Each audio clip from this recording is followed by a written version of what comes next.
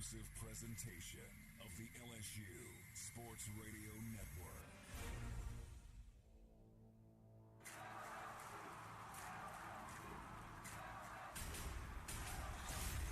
It's LSU. That's why I came here. You stare challenges in the face and you go do it.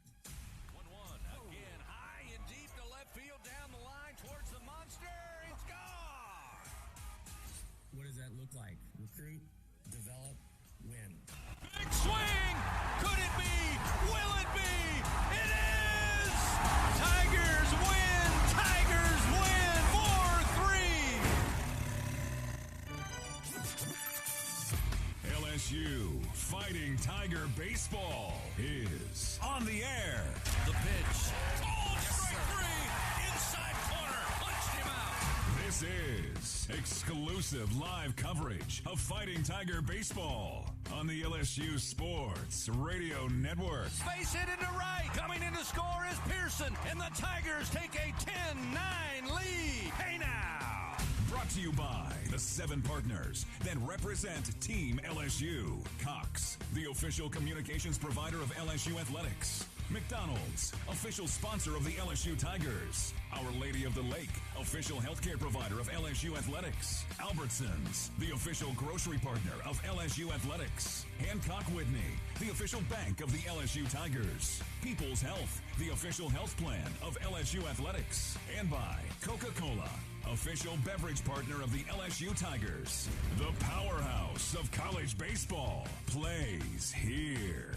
This is LSU Fighting Tiger Baseball on the LSU Sports Radio Network.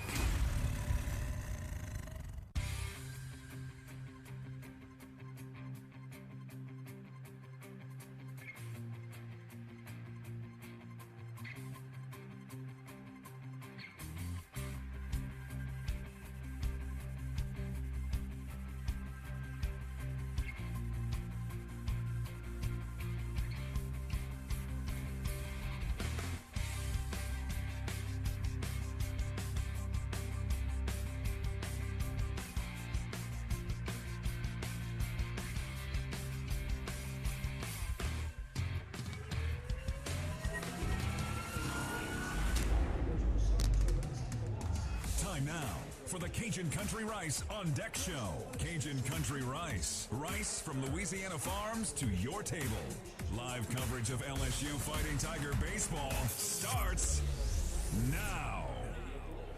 From inside the booth with the call of the game, here is the voice of your Fighting Tigers, Chris Blair.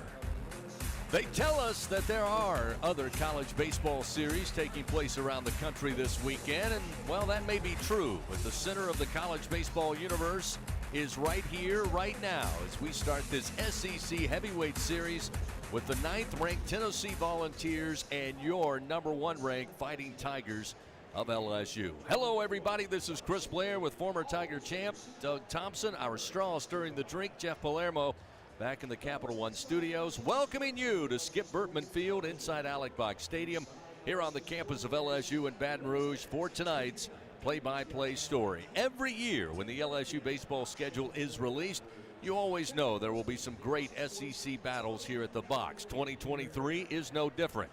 However, here in the last weekend of March, this matchup was circled by virtually every Tiger fan on the planet as Tony Vitello and the Tennessee Volunteers, the self-appointed heels of college baseball, cruise into town. The Vols, a preseason favorite, once again to battle atop the SEC, off to a 20-6 overall mark, 3-3 in SEC action after a surprising sweep at the hands of Missouri in the opening conference series 2 weeks ago. But don't let that fool you. Tennessee may have lost some heavy hitters from last year's offense that went 57-9, won the SEC with a 25-5 record, but they still have talent aplenty, especially on the mound. And tonight will feature one of the most anticipated pitching battles of the season as LSU sends out their ace Paul Skenes and Tennessee counters with their number 1 arm, Chase Dollander. A combined 124 strikeouts to just 15 walks this season between them, and the two are expected to be overnight millionaires later this year. These two rosters certainly feel with future major leaguers, and while the respect is there for both teams, No love will be felt here at the box once the first pitch is thrown tonight. So find your favorite chair, grab your favorite beverage. Let the battle begin. The Big Orange, the purple and gold powerhouse. It's Tennessee, it's LSU, and it's coming up next on the LSU Sports Radio Network. Support your LSU Tigers with Hancock Whitney, the official bank of LSU athletics. From game day to the offseason, Hancock Whitney LSU credit and debit cards are a big win for any Tiger fan. Want to get your paws on these cards? Well, apply online or visit HancockWhitney.com/LSU. Hancock Whitney Bank, member FDIC. All accounts subject to credit approval. Terms and conditions may apply.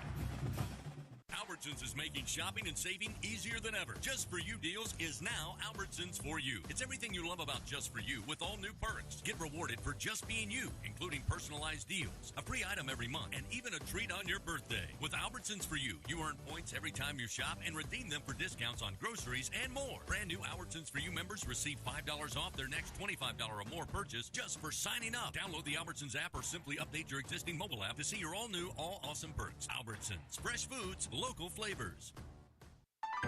Together, we are partners, setting a new standard for health. Together, we prove that no matter how battle-tested we are, our spirit remains undefeated. Our Lady of the Lake and LSU are creating transformational change and impacting Louisiana with a new standard for healthcare, research, and education. Together, Our Lady of the Lake and LSU are champions for Louisiana.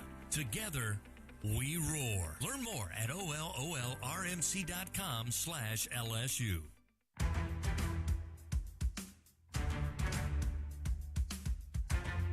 Getting you ready for the first pitch of LSU baseball.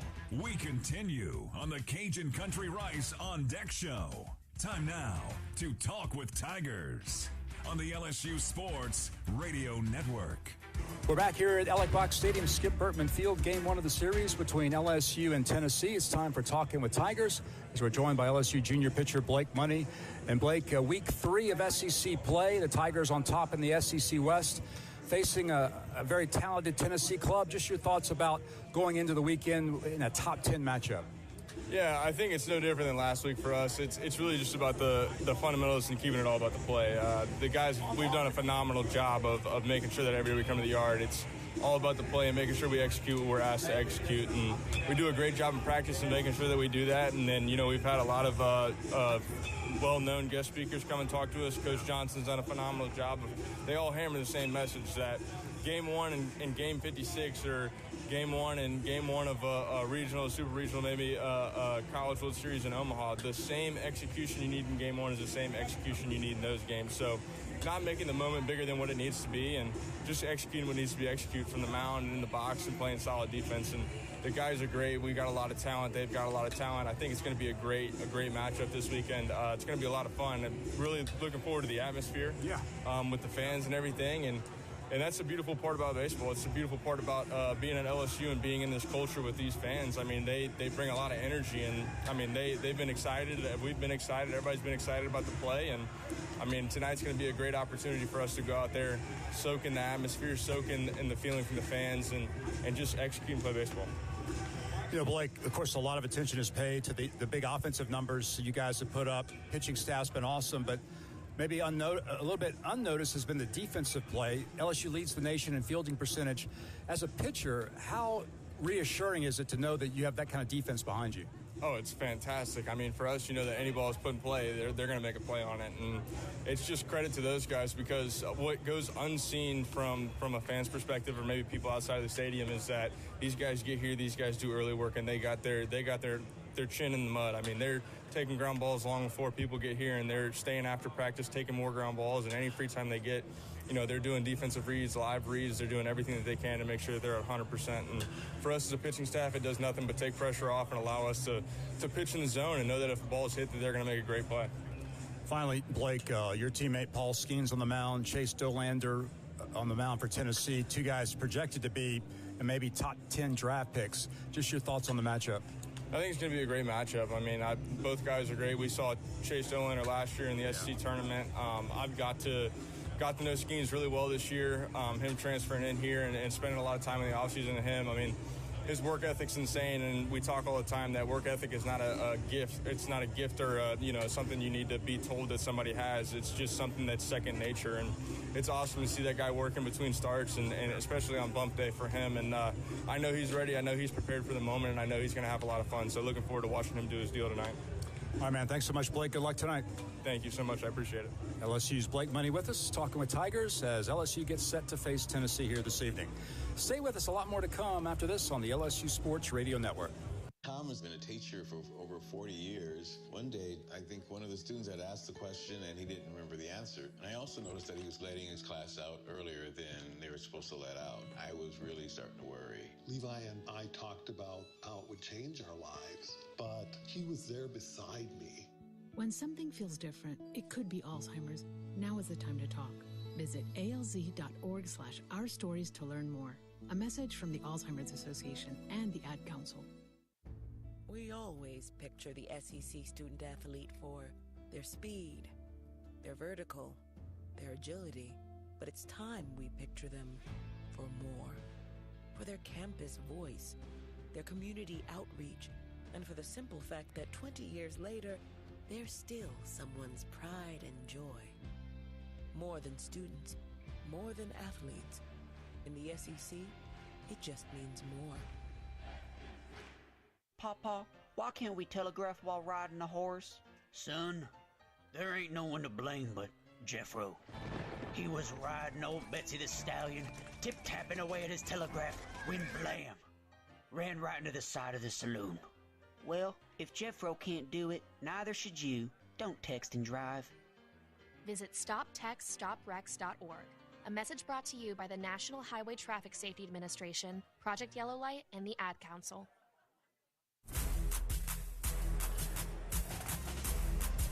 We are back on the Cajun Country Rice On Deck Show with LSU Fighting Tiger baseball on the way. First, time to take a trip around the SEC on the LSU Sports Radio Network. Leading you up to a 7 o'clock first pitch. Number 9, Tennessee. Number 1, LSU here at Alex Box Stadium. It seems like this day has moved slow. Everybody anticipating the matchup here tonight in Game 1 of this series. Fans, remember, have the right equipment to take on any job. Link to the land. Visit Sunshine, your hometown John Deere dealer in Louisiana at sunequip.com. Let's go around the SEC. 2 series beginning here on Thursday. Everybody else will join in coming up tomorrow around the SEC, presented by Visit Baton Rouge. We're ready. Are you? To my left, once again, here in the broadcast booth, Tiger champion Doug Thompson. Doug, we're ready to go. We'll talk about this game coming up and what's happening around the SEC. Yes, sir. By the way, we'll start with the standings around the league. Only 2 undefeateds remain. They're both in the Eastern Division. South Carolina and Vanderbilt have not lost yet in conference play. They're both 6-0. Florida and Kentucky are both 5-1. Missouri and Tennessee are both 3-3. And Georgia is 1-5 to round out the Eastern Division. Now looking at the West, your Tigers and Arkansas are tied atop the top of the Western Division, 4-2 overall. Alabama and Auburn are both 2-4. Texas A&M is 1-5, and your last 2 national champions, Chris, Ole Miss and Mississippi State, are still winless. The only other series that is kicked off tonight, South Carolina and Starkville playing the Bulldogs. No score yet. They are in the top of the 3rd inning. The other action around the league over the course of the weekend, starting on Friday night, Auburn will be at Florida, number 2 Florida, by the way. Missouri will visit Kentucky. Georgia will be at Vanderbilt. Ole Miss will play at Texas A&M. And Chris, finally, Alabama will be at Arkansas this weekend. All right, thanks. That's around the SEC, presented by Visit Baton Rouge. We're ready. Are you? Fans, Our Lady of the Lake, proud to be the championship health partner of LSU. Together, Our Lady of the Lake and LSU, champions for Louisiana. Together we roar. Learn more at olrmc.com/LSU. They are still making their way through the gates, people taking their seats. This is going to be an electric atmosphere tonight at the box. Number 9, Tennessee, your number 1 ranked Fighting Tigers of LSU. We'll continue with more up next. Got a pretty good pitching matchup. We'll go over the starters. Doug Thompson will break it down right after this on the LSU Sports Radio Network. When it comes to investing in your home's comfort, it's never just one thing. You want to make sure you get an air-conditioned system that's reliable, affordable, energy efficient, backed by a strong warranty, and is installed by a dealer you can trust. That's why people who insist on the best choose Trane. Plus, right now, Trane is offering special financing. So what's not to love? Visit TraneSouth.com to find a local Trane dealer today. It's hard to stop a train. Subject to credit approval. Ask for details. Hey, Baton Rouge, don't go to just settle for boring old frozen pizza for dinner. Head over to Fat Boys Pizza, where size matters. Come check out their large pies that measure 30 inches across, but the number scarcely does it justice. When you see their 30-inch pie, your whole world got smaller, and your idea of pizza got bigger. From delicious pizza choices, chicken wings, garlic knots, and so much more, stop by Fat Boys Pizza, located on Nicholson Drive in Baton Rouge, or visit them online at eatfatboyspizza.com. Hey, Tiger fans 12 and younger, don't miss your chance to be a part of Mike's Kids Club, presented by Shell, the exclusive kids club of LSU Athletics. Join Mike's Kids Club for only $25. Get the official Mike's Kids Club t-shirt, free admission to select LSU athletic events, and much, much more. To learn about upcoming events and to join, please visit LSUMKC.com. The Mike's Kids Club, presented by Shell.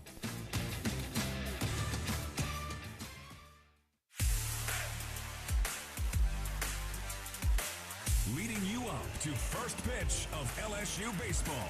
Back with more on the Cajun Country Rice On Deck Show. Time to break down the game's starting pitchers on the LSU Sports Radio Network. Don't forget, Tiger fans, all LSU Sports Radio Network broadcasts stream for free at lsusports.net. You can take us with you wherever you go with your mobile device by simply downloading the LSU Sports mobile app presented by BASF. Find the app for free in the iTunes Store and Google Play. The LSU Sports mobile app presented by BASF. We create chemistry. Well, the two gentlemen who will toe the rubber tonight to start this game for both Tennessee and LSU, maybe guesstimated somewhere between $14, $15 million possibly. Signing bonus coming up in just a little bit. We got two pretty good ones on the mound. Doug Thompson, how do we break down the matchup for tonight's starters? Yeah, I was going to say, if you like velocity, then these guys are both going to be over 100 miles an hour. We may even see up to 103 miles an hour in the first couple innings. If you like dominance, Chris said it, these guys have combined for about 70 innings pitched for 125 strikeouts and 15 walks. And if you like money, there's a lot of it on the bump tonight to start it off. And if you add Dylan Cruz into that mix, probably somewhere around $20-25 million of draft choices on the field tonight. It doesn't get more electric than this. There is simply no better college baseball around the country this weekend than right here in Baton Rouge. And in terms of pitching matchups, I was asked today if this is one of the best pitching matchups in the history of LSU baseball. And I started to think about it. Find me a better pitching matchup in the history of college baseball. Both pitchers, again, will be over 100 miles an hour, and so far have totally dominated their competition, with the exception of Chase Dollander's outing against Missouri, where he was roughed up, gave up 9 hits, and 6 runs. Other than that, though, and throughout his career, he's been lights out this season. 3.93 ERA. He's got he's 4-2 on the year. In 34 innings, he's allowed 29 hits and 15 runs, 8 walks, and 53 strikeouts. Opponents are hitting .228 off of Dollander. His fastball is ranked 70 by Major League Baseball scouts. That's as high as the scale goes. It'll sit in the high 100s. He's got a lights-out slider. He will be very difficult for the Tigers tonight. He is the number 2 rated prospect by Major League Baseball in his class. And for the Tigers, what else can you say about Paul Skenes? He's been completely dominant, meaning he leads the SEC in ERA, but he is a half point lower than the next guy. His ERA is a minuscule .72 coming into the game. His record is unblemished at 5-0 in 37 innings. He's only allowed 14 hits and 3 runs and 71 strikeouts, folks, to only 7 walks. Chris, that's 10-1 if my math is correct, and some change. Simply put, he is one of the greatest we've ever seen, and I've been excited for some matchups, partners, but this one here, I've been looking forward to it for the whole season, but this week has been a long one to get to this point. It appears there's about 12,000 others here at the box that feel the same way you do. Again, the matchup, junior right-hander Chase Dolander for Tennessee, and junior right-hander Paul Skenes for your Fighting Tigers. Tonight's game brought to you by the 7 partners that represent Team LSU: Cox, McDonald's, Our Lady of the Lake, Albertsons, Coca-Cola, People's Health, and Hancock Whitney. Up next, we visit with Jay Johnson ahead of Game 1 tonight, Tennessee and LSU, on the LSU Sports Radio Network. When it comes to investing in your home's comfort, this is Richard Zuslaw, CEO of Acadian Ambulance Service. On behalf of all the Acadian employee owners, please be careful while driving.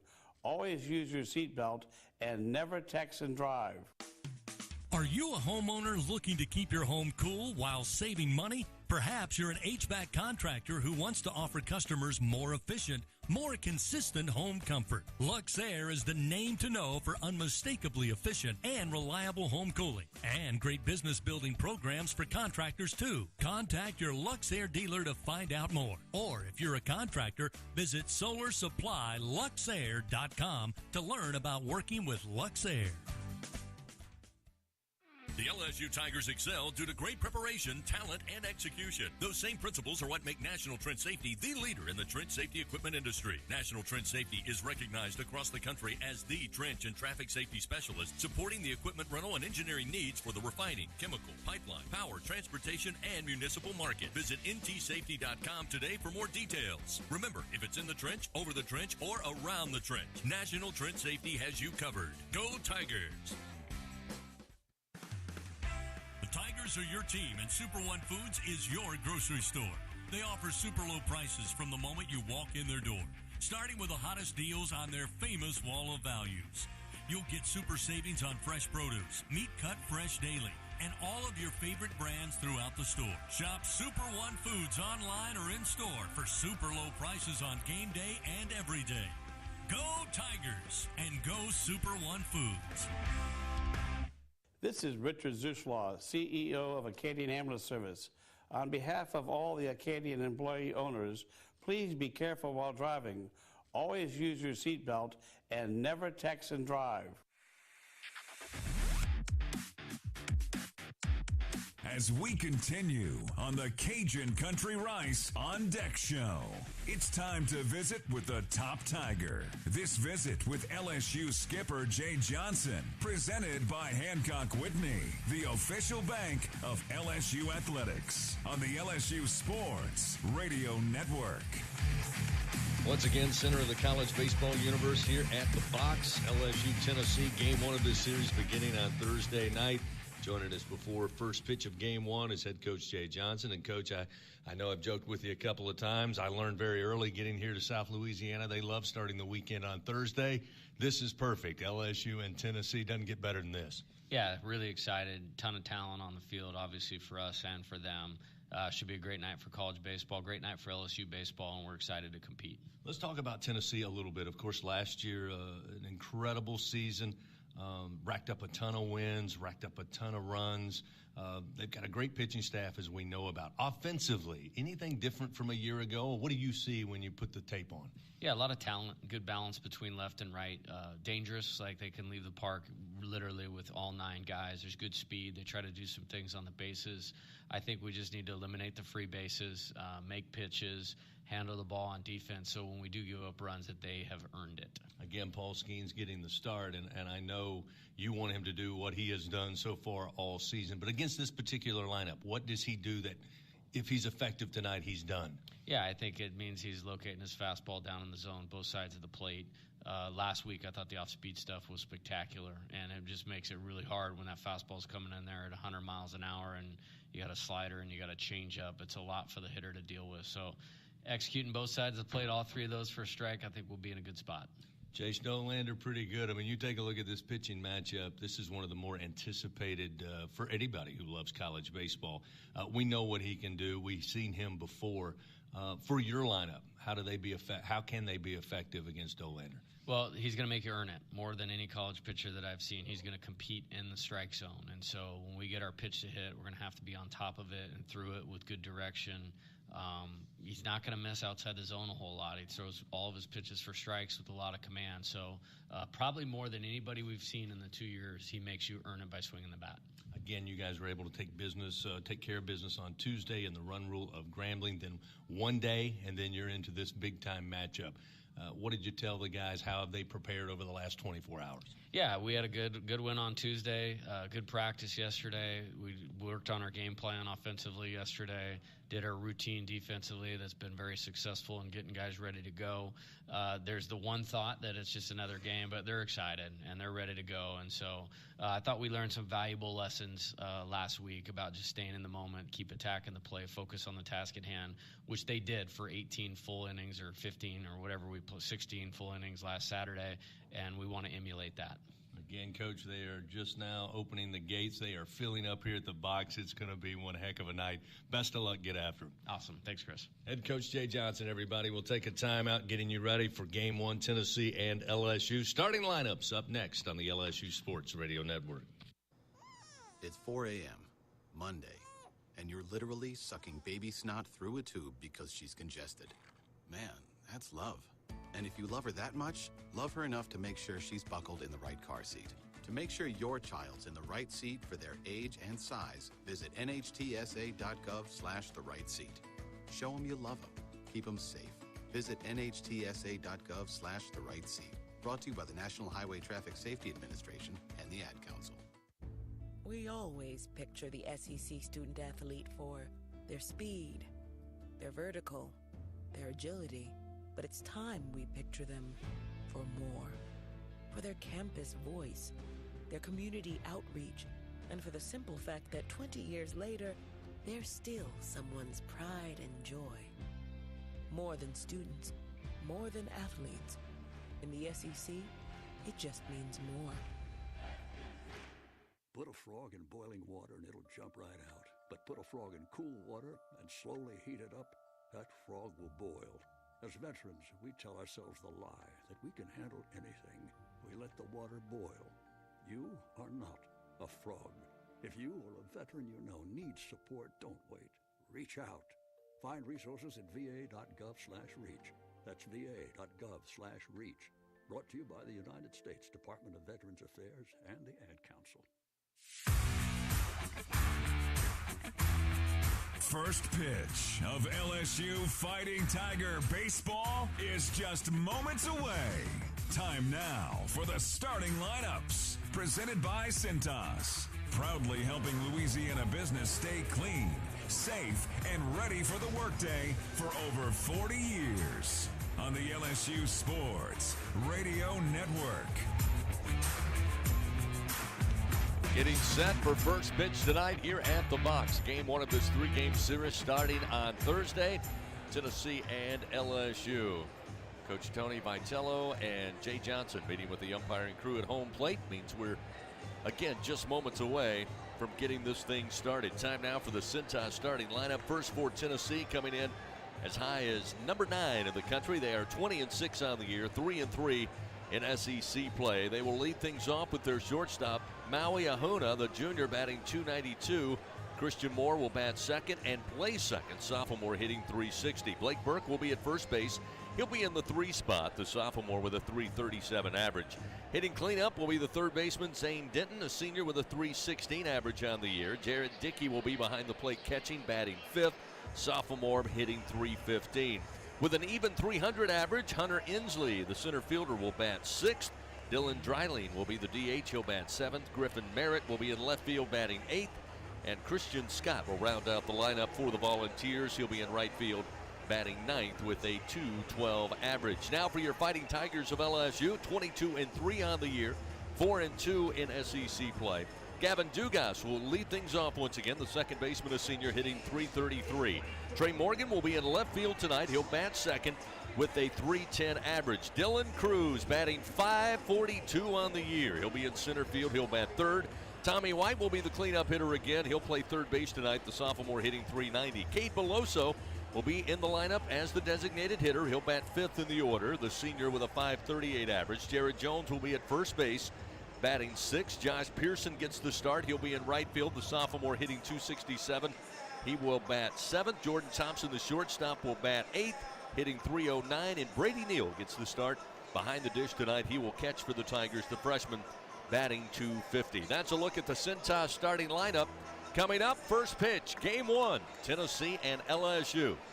At the box on a Thursday night in Baton Rouge on the LSU Sports Radio Network.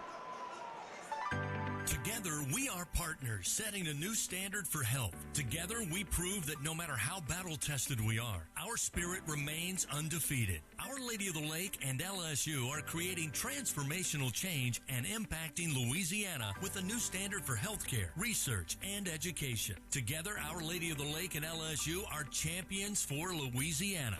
Together, we roar. Learn more at ololrmc.com/LSU. Hi, I'm Kevin Falk, LSU Hall of Famer. My years at LSU were amazing. I've always loved celebrating with my teammates, especially when someone was serving up some delicious Manda sauce. For a lot of Tiger fans, it's just not game day without Manda in the mix. Serving top quality sausage and original seasoning is Manda's strong side. But it's not Manda's flavor that's always got me running back for more. You get it? Running back for more. After 75 years, the flavor still says it all. Manda Fine Meats, the official smoke sauce of LSU Athletics. Y'all feeling lucky? Luke Combs here with the new Living Lucky with Luke Combs Scratch Off. It's your exclusive opportunity to win the Living Lucky with Luke Combs prize package. You'll join me in Nashville for a private concert at the Ryman Auditorium in 2024, where one lucky winner will have the chance to walk away with $500,000. When it rains, it pours for lottery players who enter to win the chance of a lifetime. Play Living Lucky with Luke Combs from the lottery. Win up to $100,000. Must be at least 21 to purchase. 17 SEC championships. The flag 5 R's in the pitch. 34 NCAA tournament appearances. Swung on the hit to right field. Way back there. Way back there. 18 trips to Omaha. 6 national titles. The powerhouse of college baseball.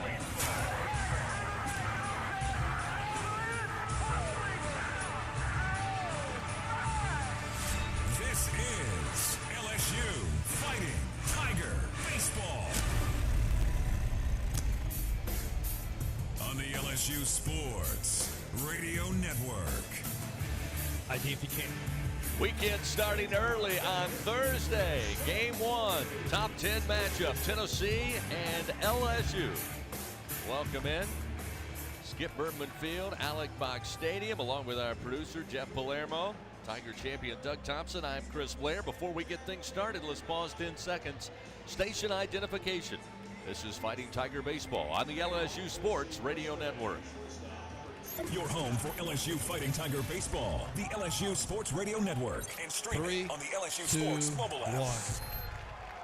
Maui Ahuna to lead it off. The left-hander stands in. Skenes fires. Swing and a miss. We are underway. Fastball at 100 miles an hour. Time of first pitch, 7:03 Central Time. Ahuna stands in. Down in the count early, 0-1. A 292 hitter.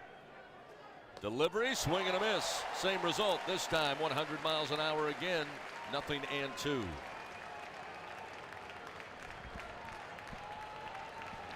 Ahuna takes some time, steps out of the box, the left-handed hitter. Started his career at Kansas before transferring to Knoxville. Down on the count early, Paul Skenes looks in. The 0-2 pitch, swing and a miss, 3 straight strikes. 100 miles an hour with all 3. And Paul Skenes starts the night off.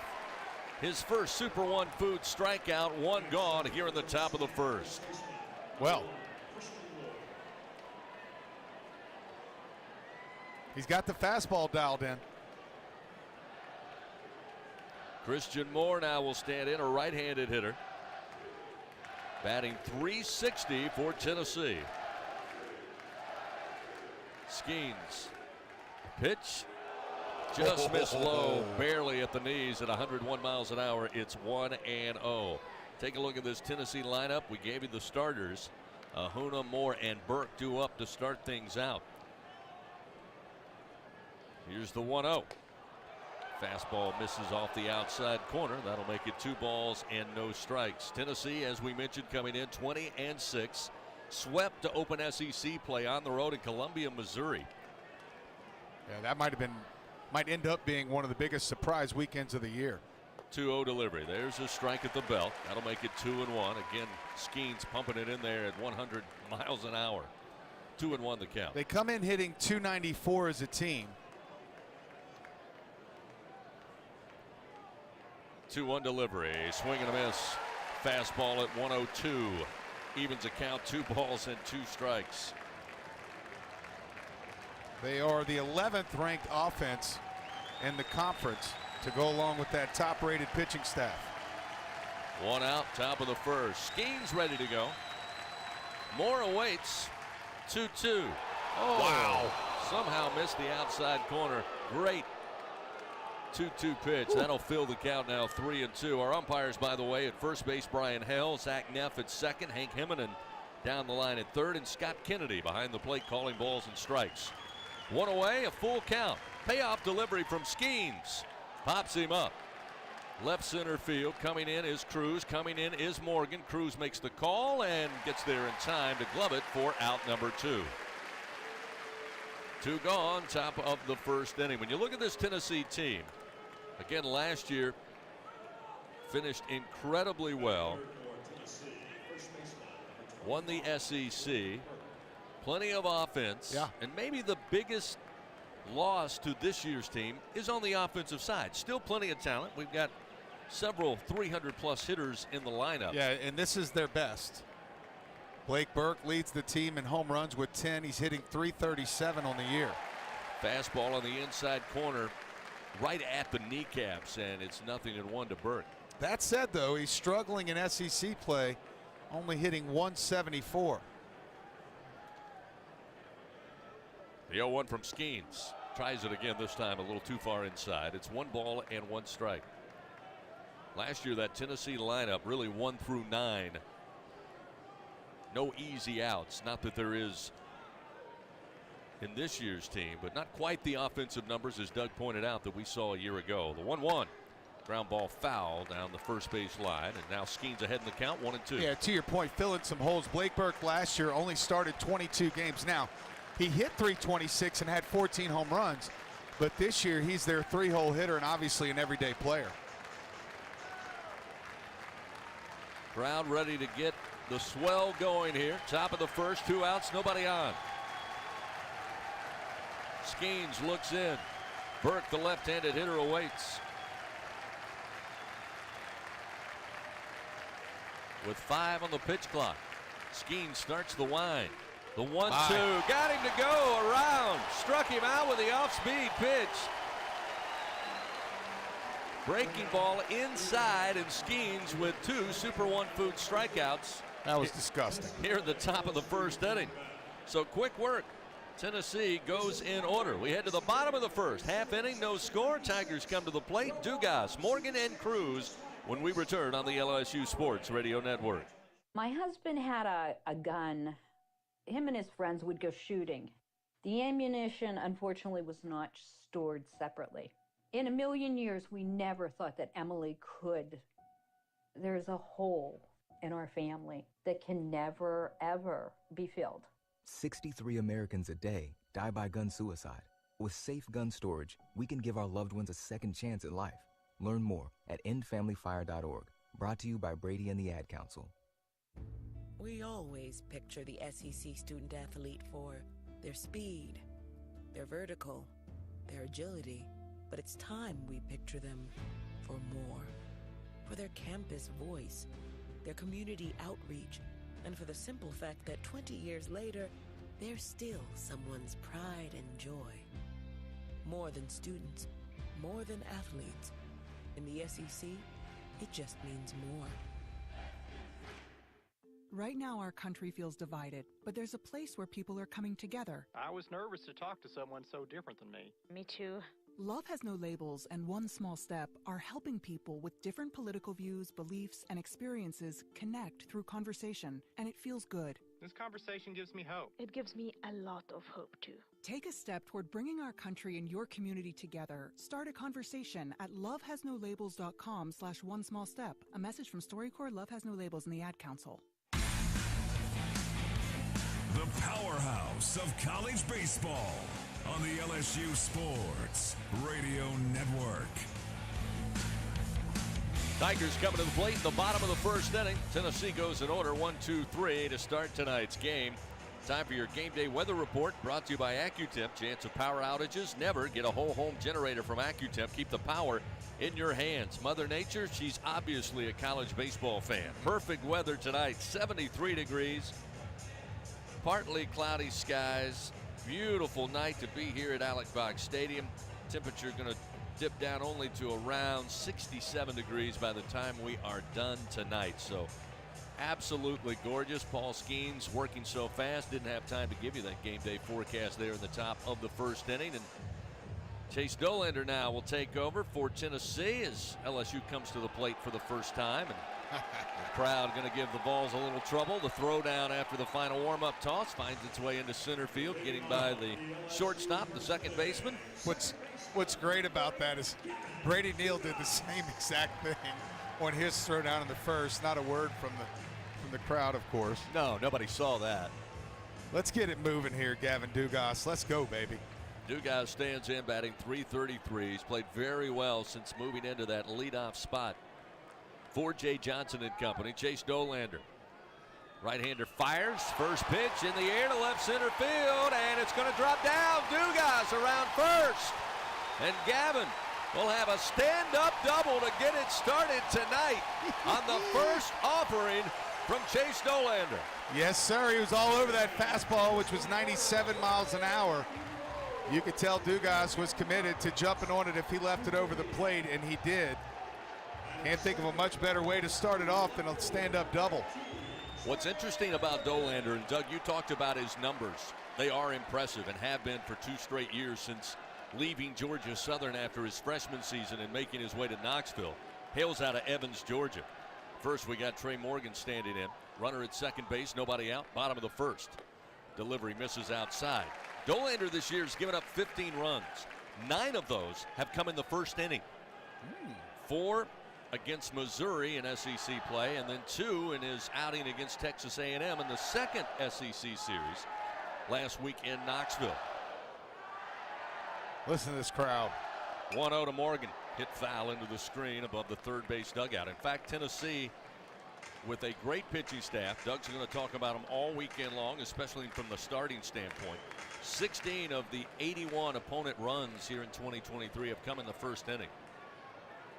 That's good to know. The guy at second, no outs. Trey Morgan looking at a 1-1 count. Dolander fires, missing outside. That'll make it 2-1. Dolander, as I mentioned, started his career at Georgia Southern. In fact, his debut was the opening series of 2021 against these Tennessee Volunteers in Statesboro, Georgia. Gave up 3 hits, 1 earned run, and Georgia Southern lost 5-3 in a close one. Here's the 2-1 to Morgan. Yes, sir. Down the line and left. And this ball will be fouled just as it caroms off the left field wall. But you got 3 feet? Not much. I mean, it was right up against the wall down there. That would have been some trouble. Staring down the barrel of back-to-back doubles to lead it off there. Morgan will come back, pick up the bat with a 2-2 count. As legend has it in Statesboro, after that performance by Chase Dolander, I was going to say, Tony Vitello was able to find Chase's family and say, hey, here's my number. Would you like to come to Knoxville? And lo and behold, opening weekend of 2022, he's in a Vols uniform. Here's the 2-2 to Morgan. Good eye. Just missed the inside corner. That was fastball close. at 98. That'll fill the count 3-2. That one definitely could have gone either way. Tennessee in their smoke gray uniforms. Smoke gray hats with orange bill. LSU going with purple unis, purple jerseys, white pants tonight. Traditional LSU purple lids. Runner at second, nobody out. Morgan at the plate. Dolander fires the payoff delivery and in on the hands, fought off. Fouled by Morgan into the screen, still 3-2. Yeah, in my humble opinion, LSU's up 1-0 on the uniform battle.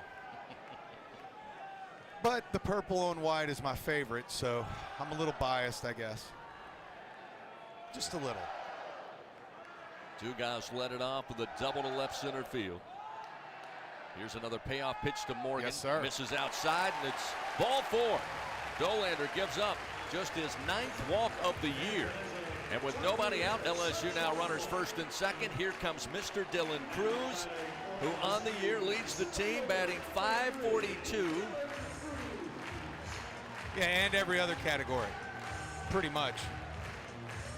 How about 48 runs scored by Dylan Cruz this year? The next highest Tiger, 31. Here's an amazing stat as well. He's batting .542 on the season and .542 in SEC play. First pitch, swing and a miss. That's got to be a typo, huh? Nope. No way. 45 of 83 on the year. He's sure 13 of 24 in conference action. Sure enough. Cruz behind in the count 0-1. Dugas off second. Morgan big lead off first. Nobody holding him on. Pitch from Dolander.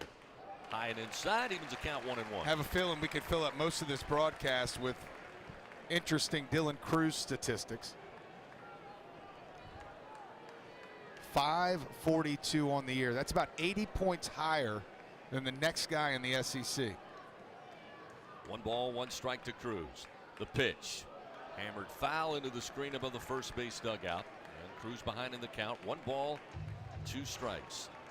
.988 slugging percentage. .667 on base percentage. Which is unheard of.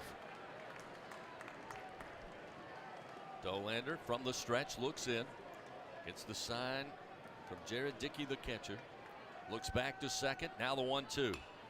Cruz fights it off into the screen behind the plate. Still 1 ball, 2 strikes on a 96-mile-an-hour fastball. Well, I got to say, between Dolander and Skenes, if I'm a general manager, and these kids are probably going to have a little bit of brain damage tomorrow with all the radar guns that are pointing at them tonight, I got to say, Skenes' fastball a tick better than Dolander's. 1 ball, 2 strikes. Pitch to Cruz. In the air, right field. Giving chase on the run is Christian Scott. He's able to track it down.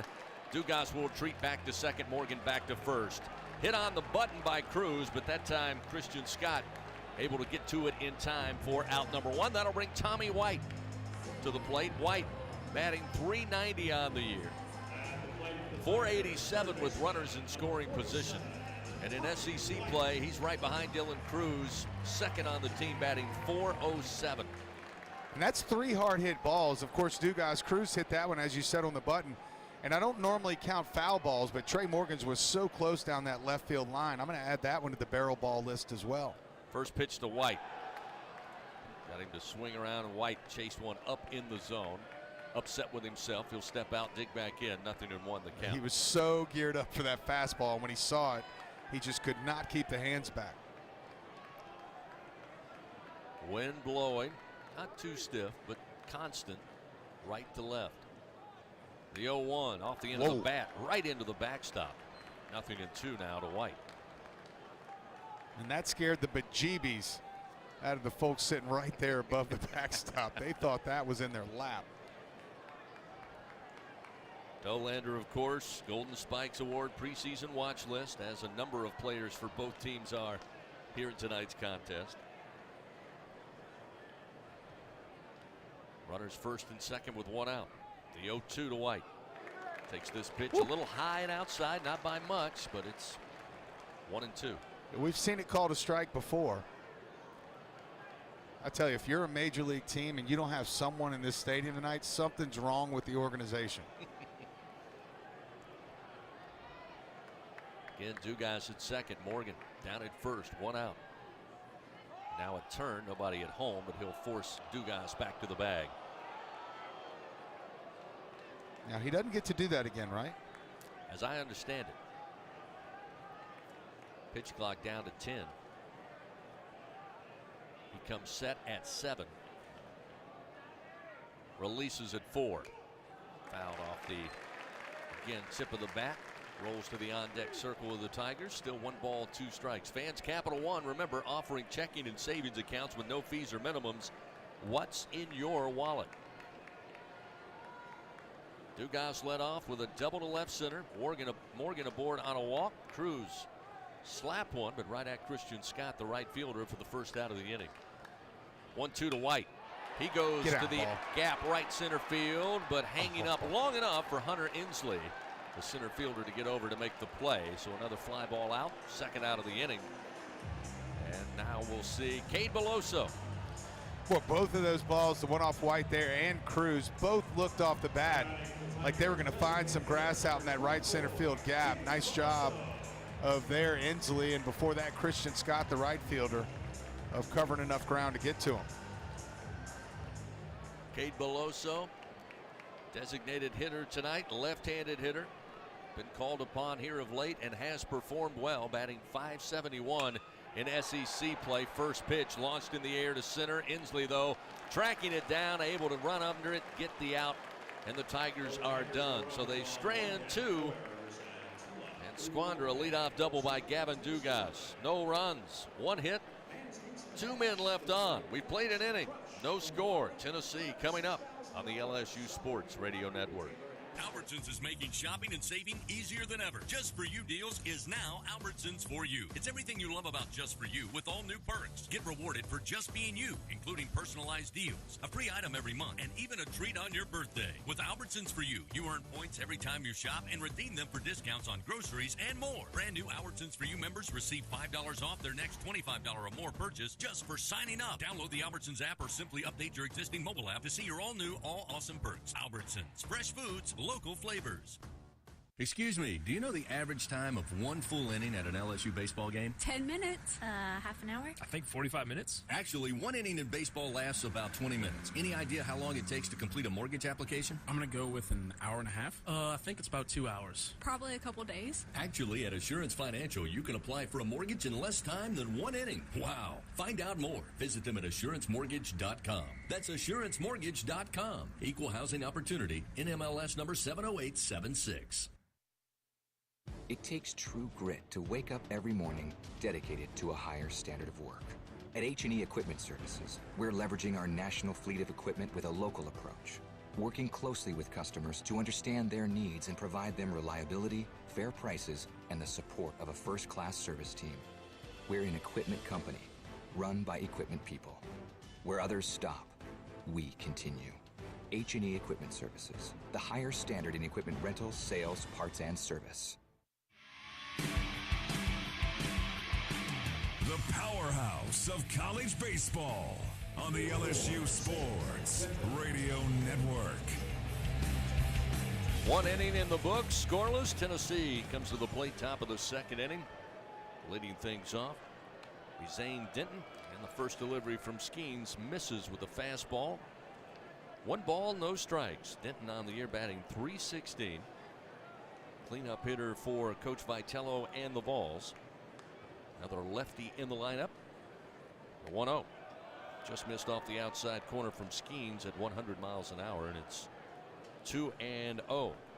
Jay Johnson saying one of the things that is challenging about this Vols lineup is the mixture of left and right-handed hitters.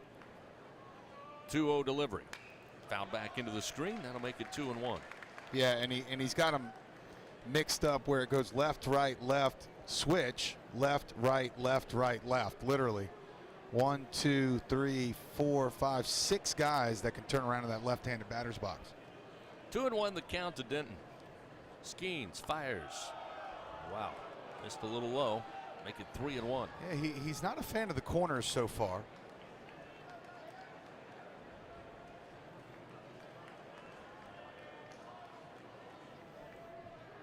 Skenes, the 3-1 delivery. Fouled back into the backstop, rides up the screen. Actually caught the concrete above the padding and went straight up the screen. It's now 3-2. Denton started his career at Alabama. Currently ranked second on the team in RBI, on base percentage, and drawing walks. Skenes looks in, another payoff delivery to the plate. Again, staying alive is Denton, back into the screen.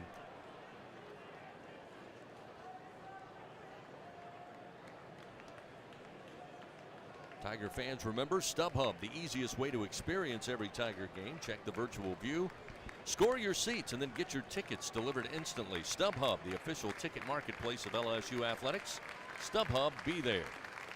Skenes, another payoff delivery and another foul ball as that 101 mile an hour fastball spoiled off the swing of Denton. Still 3-2. Yeah, it's 100 every pitch right now.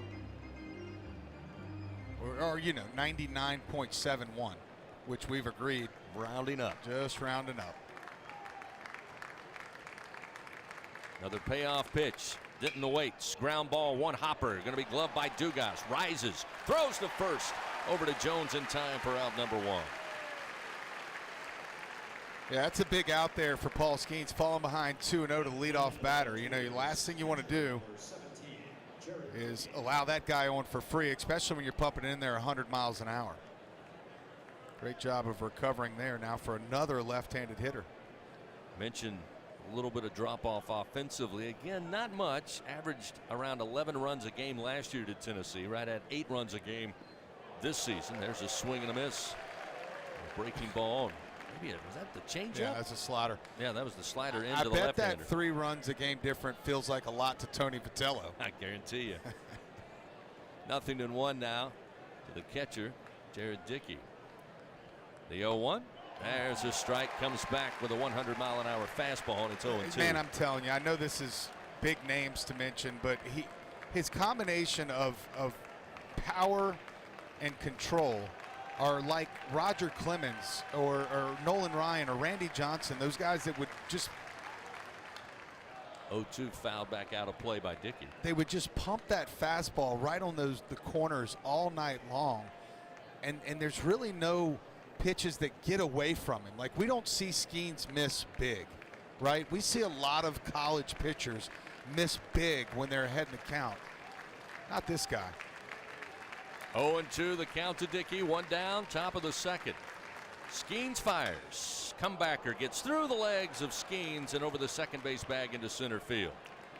Skenes couldn't get the glove down. Again, it was right back at him and somehow got between his ankles. Just barely missed him. And a 1-out single up the middle by Dickey as Tennessee with their first base runner of the night. Yeah, and that was a total defensive swing. By the way, that ball had some serious sink on it at 97 miles an hour. And Dickey just did a great job of getting the barrel on the ball at the very end of the barrel and squirted it through the middle about as softly as you can. So now we'll see Inslee, the first pitch outside from Skenes, and it's 1 ball, no strikes. The other thing that stands out to me about Paul Skenes, Doug, and you can speak to this a lot better than I, sometimes you see these power pitchers and you can almost sense with their body that the max effort is coming as there's a strike to make it 1-1. Whether he's throwing 102, whether he's throwing the slider at 88 or even the changeup, his motion, his arm slot, his whole fluidity seems to be the same, which I think also is an advantage for Paul Skenes. Here's the 1-1. That fastball just missed off the outside corner to the right-hander. 2-1. Yeah, we call that max effort, and I would not classify him as a max effort guy. Remember, this guy is 6'6", 250 pounds, and he uses that in a way to deliver the ball to home plate, to your point, in a much more fluid manner than a lot of other guys who pump it in there at 100 miles an hour. Throw over to first to keep an eye on Dickey, and he's back safely, although a pretty good move that time by Skenes, the right-hander. I'm curious to see if Dickey is. This one fouled back off the bat of Inslee. 2 balls, 2 strikes. By the way, Dickey 3 of 5 in stolen bases. A very aggressive Tennessee team. No surprise for Tony Vitello. Yeah, and no relation to R.A. Dickey. Remember that guy?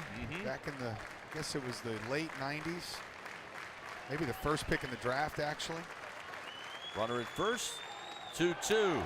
Throw down to first, and just getting back is Dickey. As down on strikes goes Inslee, who couldn't fully commit on the swing, and then quick snap throw by Brady Neal. Just a step back to the bag is Dickey. Otherwise, Tennessee would have been done. As it stands, 2 gone, and we'll see the DH. And Dickey, Inslee was completely fooled on that slider. May as well not have swung. He was just a check swing, but it was a strike regardless. So another left-handed hitter in Dreiling, batting .333, sitting in the 7 spot. Skenes fires across the plate. Fastball is in. 0-1.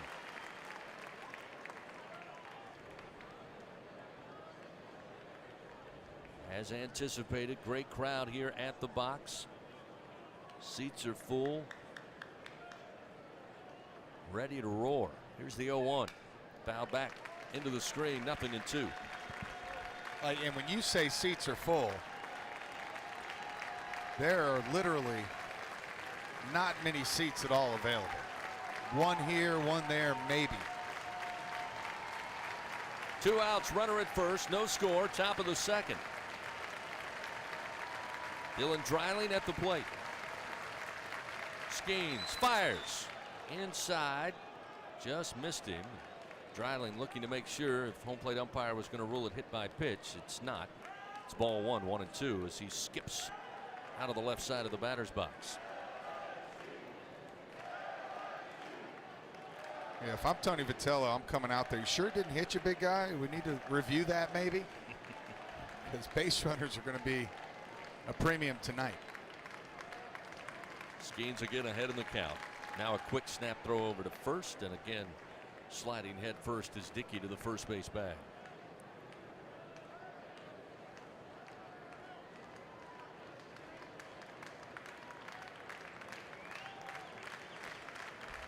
Dreiling awaits. The 1-2 from Skenes.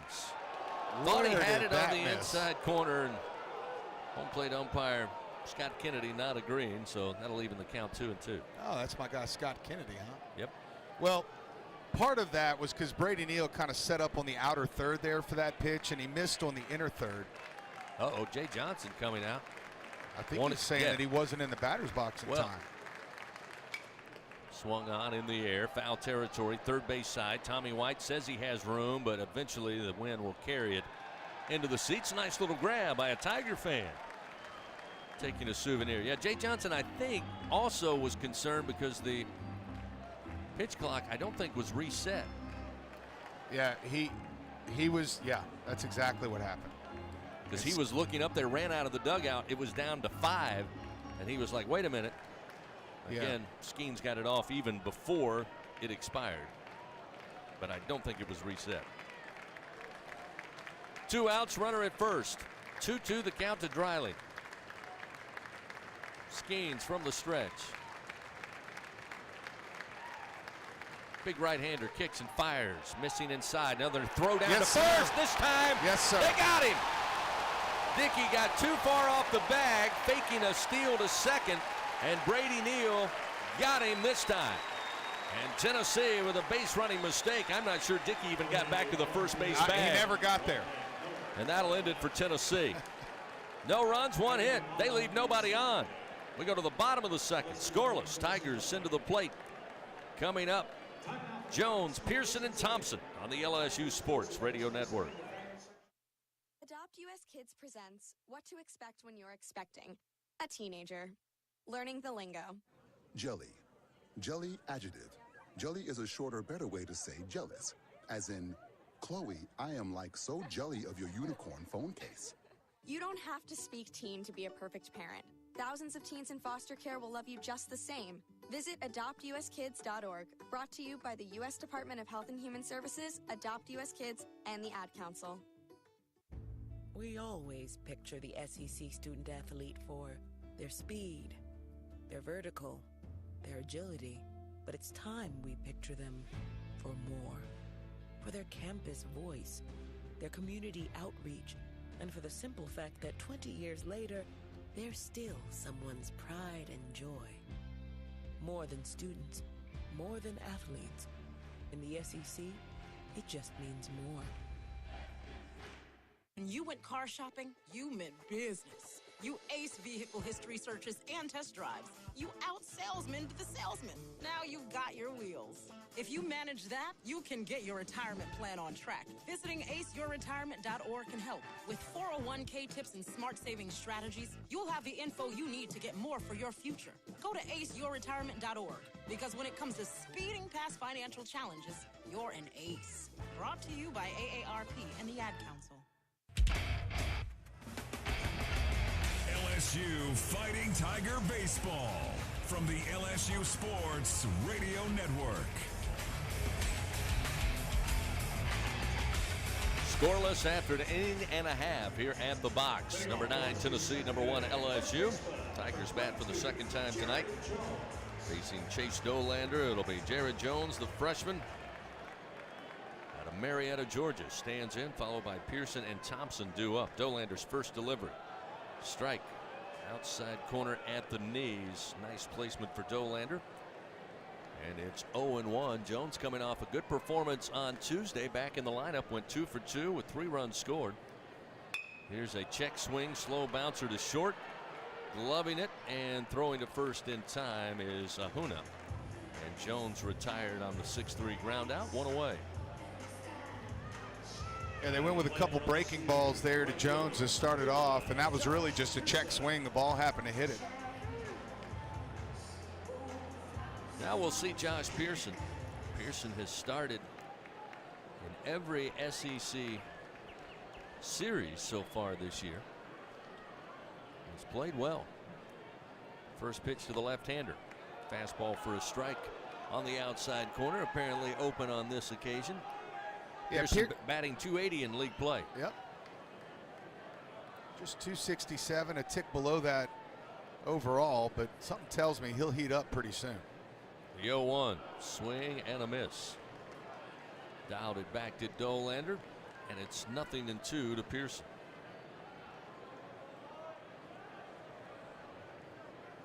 Tigers had 2 men on there in the bottom of the first inning, but left them stranded. The 0-2 breaking ball misses low and inside to Pearson. 1 ball, 2 strikes. Tennessee with a base runner there in the top of the second, but caught napping down at first. Brady Neal able to pick him off. 1-2 to Pearson. Foul back. 1 ball, 2 strikes. Fans get low rate long-term financing right now on powerful Kubota tractors, mowers, and utility vehicles. Visit LSUKubotaDealers.com for your nearest Kubota dealer. Test drive a Kubota today. Infield playing straight up to the left-handed hitting Pearson. Outfield straight up as well. 1 out, the 1-2. Pops him up near second base. Christian Moore calling for it, and with 1 foot on the center field grass, the Vol second baseman has it for out number 2. That'll bring up Jordan Thompson. Shortstop batting .309. Yeah, the worst thing about those runs in that first inning, Chris, they both got on with no outs. First and second, no outs. You're hoping for at least something, and Tigers hit the ball hard in the next 3 at bats. Even Beloso gave it somewhat of a ride out to left center. Just not able to find any grass. High and inside from Dolander in the first offering, and it's 1-0 to Thompson. Jordan batting .292 in SEC play. Again, his overall average, as I mentioned, .309 for the year. Pitch to the right-hander. Outside and low, 2-0.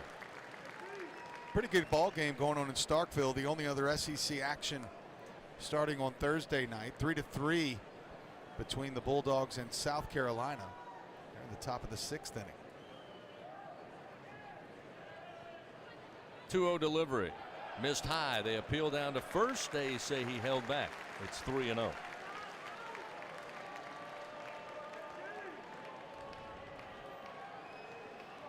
Take a walk, get that pitch count up. This will be the 30th for Dolander. 3-0 delivery. Take is on. It's a strike. 3-1. So now Thompson steps out, digs back in with a 3-1 count, 2 down.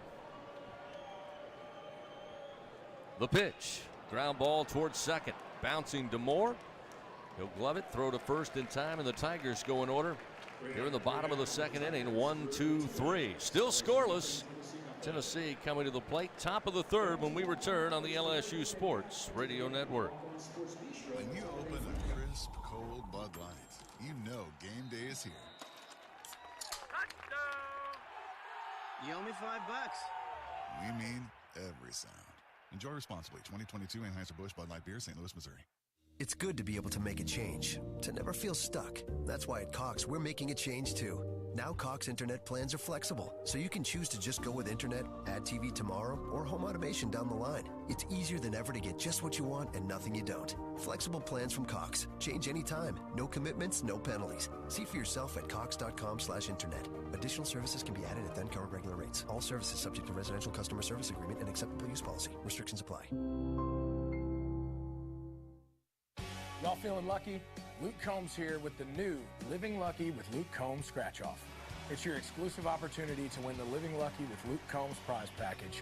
You'll join me in Nashville for a private concert at the Ryman Auditorium in 2024. Where one lucky winner will have the chance to walk away with $500,000. When it rains, it pours for lottery players who enter to win the chance of a lifetime. Play Living Lucky with Luke Combs from the lottery. Win up to $100,000. Must be at least 21 to purchase. When you open a crisp, cold Bud Light, you know game day is here. You owe me $5. We mean every sound. Enjoy responsibly. 2022 Anheuser-Busch Bud Light Beer, St. Louis, Missouri. The powerhouse of college baseball on the LSU Sports Radio Network.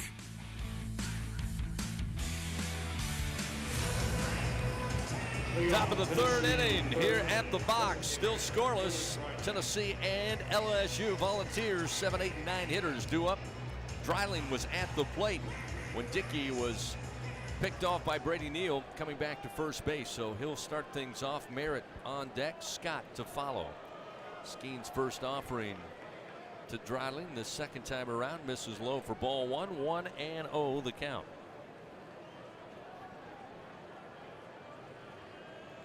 1-0 pitch from Skenes outside. 2 balls, no strikes. This inning brought to you by AccuTemp Services. Don't let AC or heater outages keep you on the bench this year. Text home run to 31996. Get your Tiger tune-up. AccuTemp Services, proud partner of LSU Athletics. 2-0, swing and a miss. Fastball at 99. It's 2-1.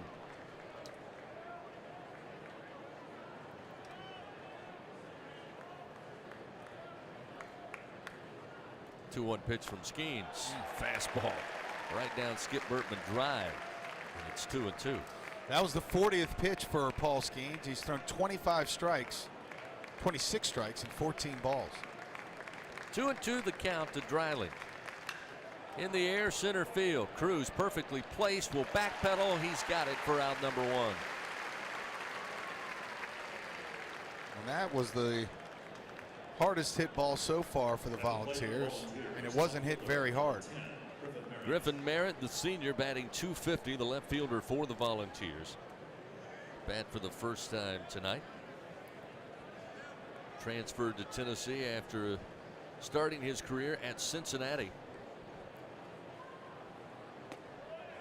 There's a strike from Skenes to start him off. 0-1.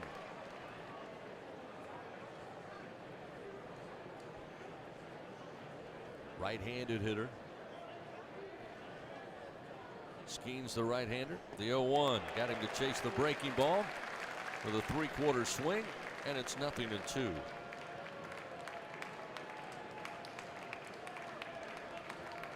Most veteran player for the Volunteers has 178, now 179 career games played. The 0-2 to the veteran. Just missed the outside corner again. Not in play from Scott Kennedy. Good looking pitch from Skenes, but it's 1-2. Kennedy's never liked the outside corner.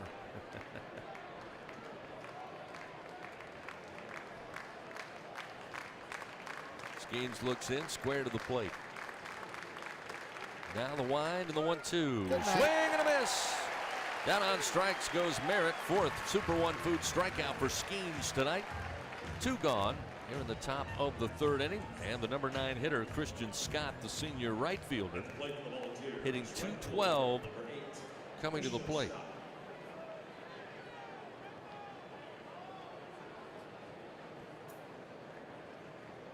Been in the starting lineup 5 of the last 6 games for Tony Vitello.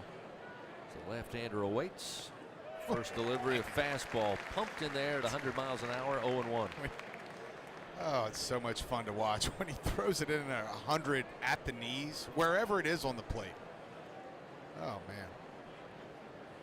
The 0-1.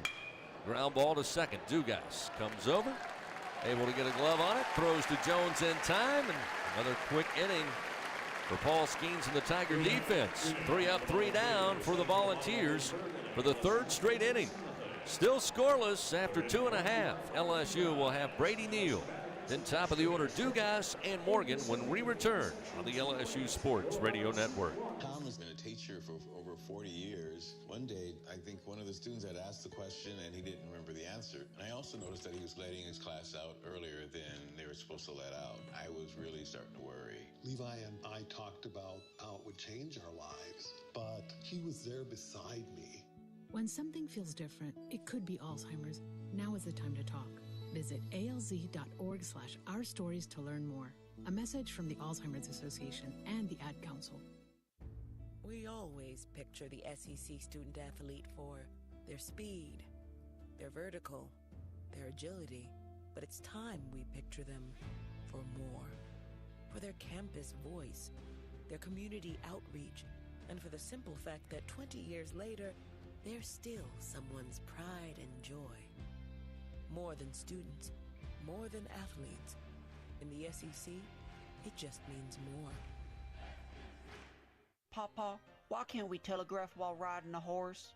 Son, there ain't no one to blame but Jeffro. He was riding old Betsy the Stallion, tip-tapping away at his telegraph, when blam, ran right into the side of the saloon. Well, if Jeffro can't do it, neither should you. Don't text and drive.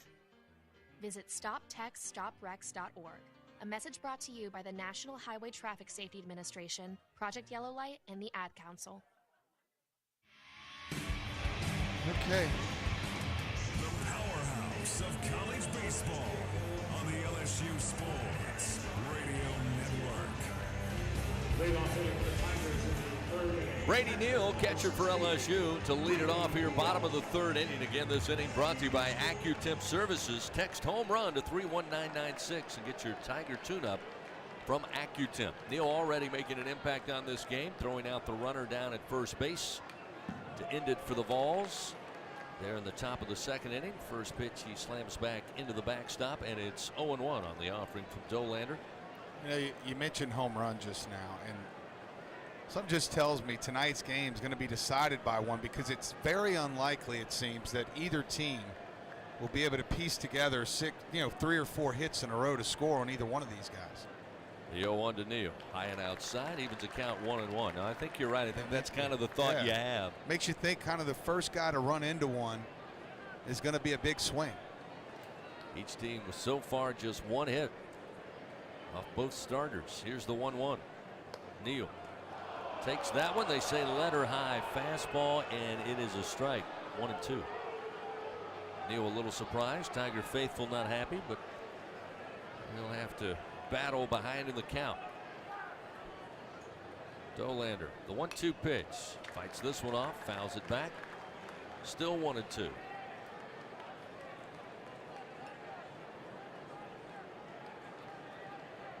But I think LSU's seeing Dolander better than Tennessee is seeing Skenes at this point. The Tigers have had much better swings off Dolander.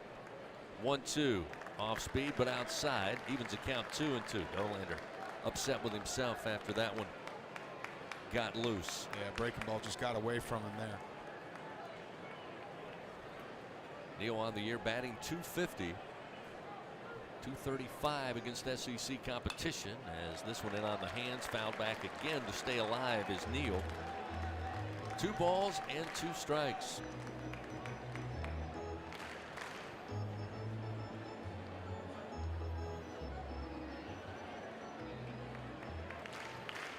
Dolander's longest outing so far, 6 2/3 against Texas A&M last weekend. 2-2 misses high. Now Neal's worked it full, 3-2.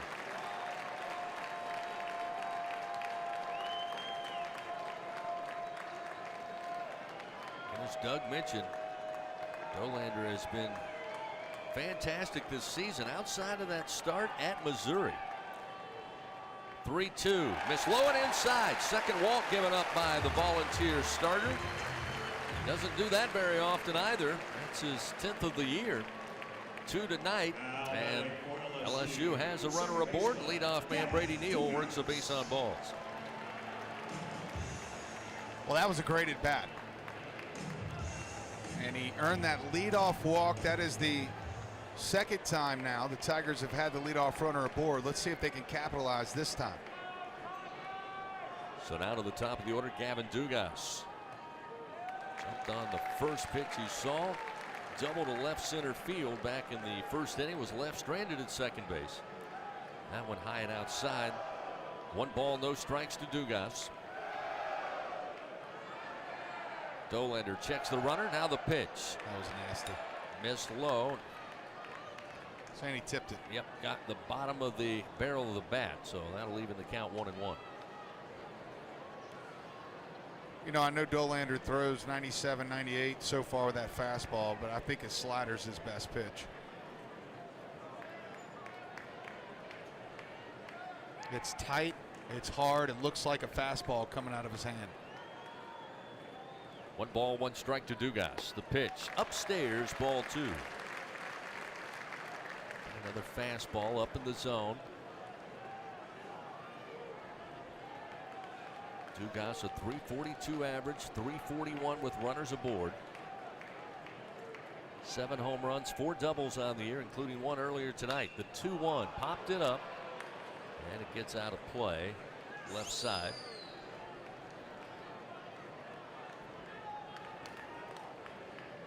Two and 2 the count to Gavin Dugas. Chris, we've watched some good matchups here. We're talking about the Florida matchup where we only played 2 that weekend because of rain with A.J. Puck and Faedo. Of course, you had Alex Lang, and I think it was Zach Hess at the time. 2-2, way outside. Dolander fills the count now, and back-to-back at bats. First to Neal, and now to Dugas. But even when you look to Omaha, the regionals, I don't think we've seen anything quite like this in terms of the prospects on the mound for both teams. No, I think you're absolutely spot on. Runner at first, nobody out. Runner goes, yes, the 3-2 outside. Back-to-back walks, and the Tigers once again for the second time tonight have runners first and second, nobody out. And Trey Morgan coming to the plate. He earned a walk to get aboard back in that first inning. Time going to be called as Jared Dickey, the catcher, along with the pitching coach, Frank Anderson, calling for time. Going to go out and visit with Dolander here. He better hustle. He's walking pretty slow out there, and he's only got 30 seconds. Jay Johnson saying, guys, get over here.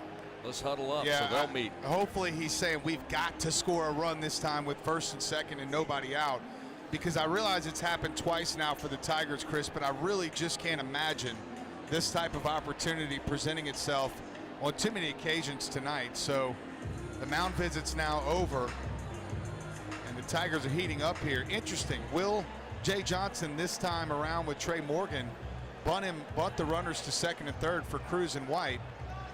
We'll know in about 10 seconds. So Coach Anderson back in the Tennessee dugout. Neal back to second base, Dugas to first, and as we mentioned, Trey Morgan, .310 hitter on the year.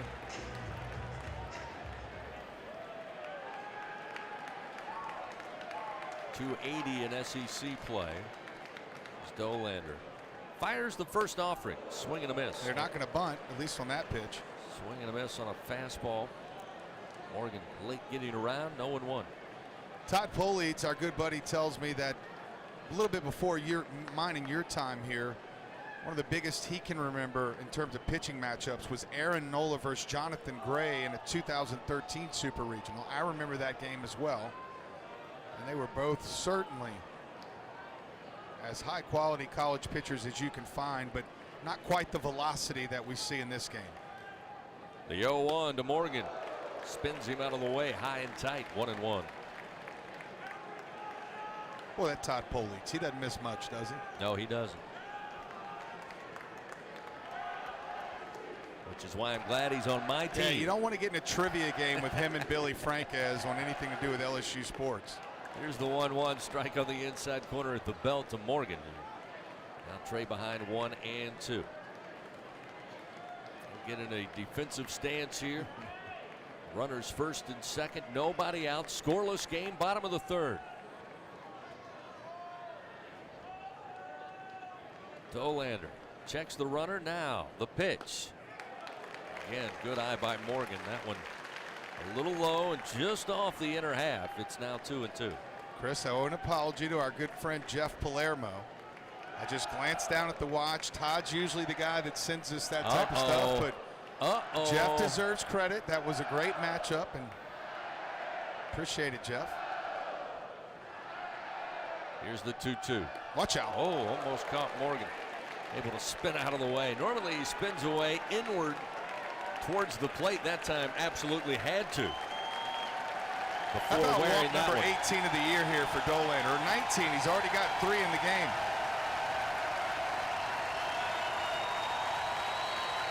The box trying to get on his shoulders here. Payoff delivery to Morgan.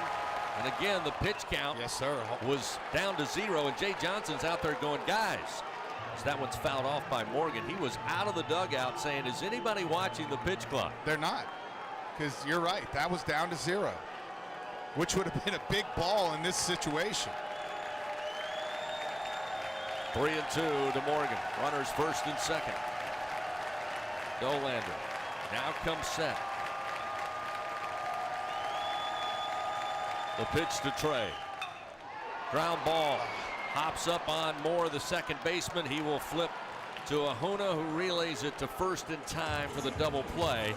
Neal makes his way to third, but now with 2 outs. It will be up to Dylan Cruz to try to get a run in here to break a 0-0 ball game. And that was like worst case scenario for Trey Morgan. You got to give credit to Dolander. He battled with 3-2. Threw a strike to get the foul ball and followed it up with another strike to get the 6-4-3, or 4-6-3, I should say. Cruz slapped a baseball to right field, but right at Christian Scott back in the first inning. Pitch from Dolander, high and inside. They appeal down to first. Again, Brian Hale says no. It'll be 1 ball, no strikes to Cruz. Right guy, right spot.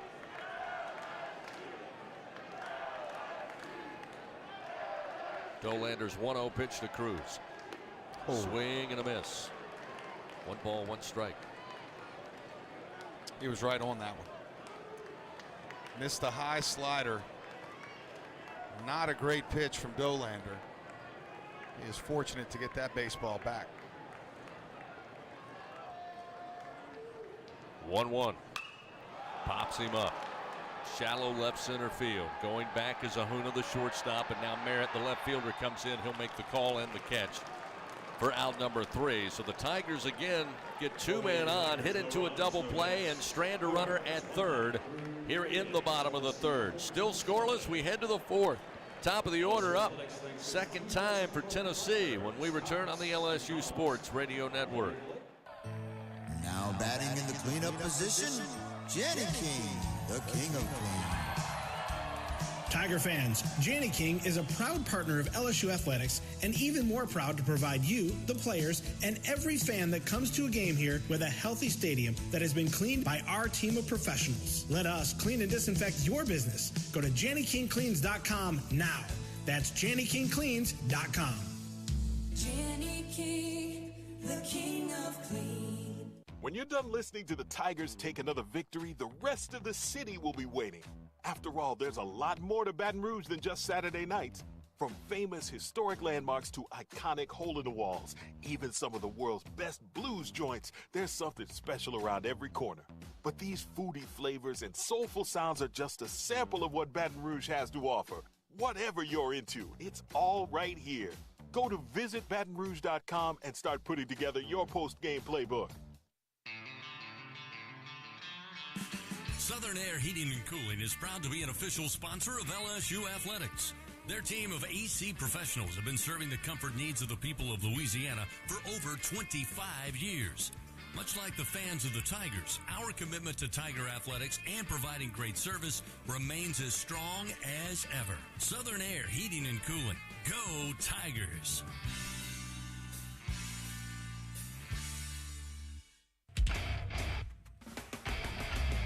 LSU LSU Fighting Tiger Baseball from the LSU Sports Radio Network. Top of the fourth inning, game one, Tennessee at LSU. We are scoreless.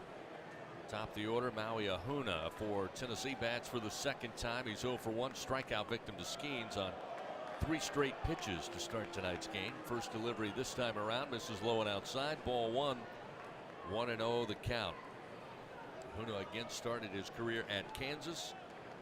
Transferred after a spectacular 2022. There's a swing and a miss on a fastball off the plate and out of the reach of the left-handed hitting Ahuna. He's recorded a hit in 33 of his last 37 games going back to last year's. The 1-1 fouled off the bat and off the chest protection of Brady Neal, who winces for just a moment. Now it's 1 ball, 2 strikes to Ahuna. Maui's father, Walter, played college baseball at the University of Hawaii.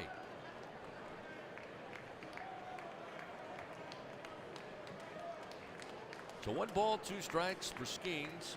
Giving up 1 hit tonight, 4 strikeouts.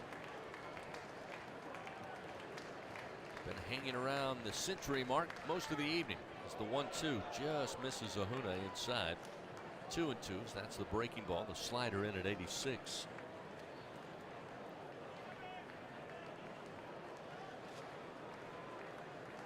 Two and 2 the count. Pitch from Skenes. Swing and a miss. Down on strikes for the second time is Ahuna. Strikeout number 5 for Paul Skenes. Another super 1-foot strikeout. 1 down here in the top of the fourth inning. Fastballs heating up on the field tonight. But fans, whenever you're ready to cool it down, count on Slow Melt Ice. Colder, cleaner, and longer lasting since 1997. For more info, check them out at slowmeltice.com. That's SLOMELTICE.com. See Christian Moore flied out to Dylan Cruz in center field his first time up. Skenes looks in to the right-hander. Pitch clock down to 4. He'll wind and fire. Strike at the knees, 0-1. Boy, it looks good. How about 10 in a row? The 0-1 pitch. Swing and a miss. That time the slider down and away from the right-hander. No chance to get a bat on it. 0-2 the count.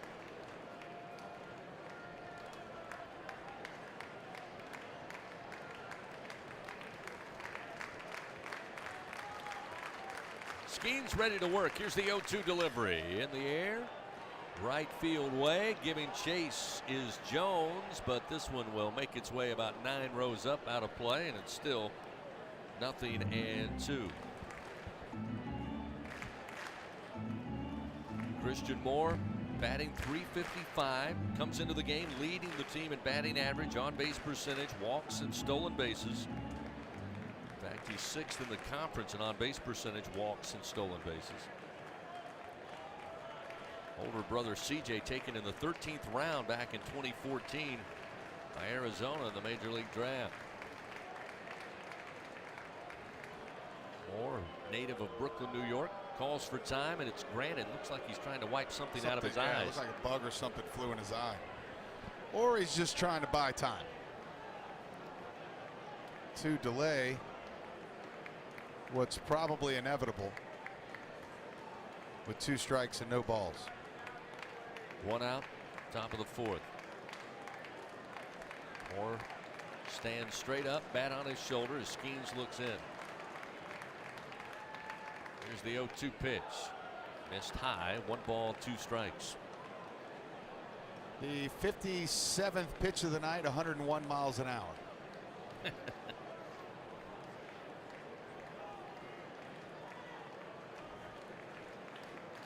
Here's the 1-2 to Moore. Way outside in the dirt, gets by Neal. And that breaking ball got loose from Skenes. It's 2-2.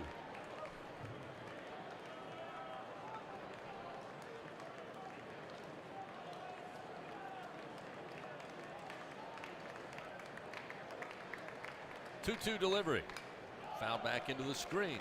Moore stays alive. 2 balls, 2 strikes.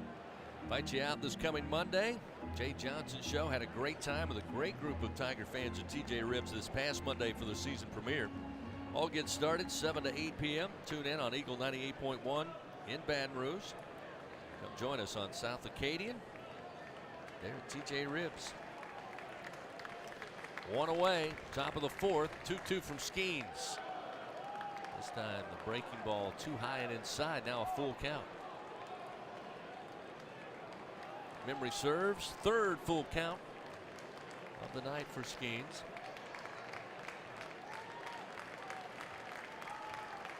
More battling after getting behind early. The 3-2 high and inside, ball four. That'll be the first base on balls given up by Skenes tonight. And with one out, Tennessee has a base runner aboard. As now we'll see Blake Burke, sophomore. Yeah, that was 333. That was one of the rare at bats this year that we've seen Skenes kind of lose it after getting to 0-2.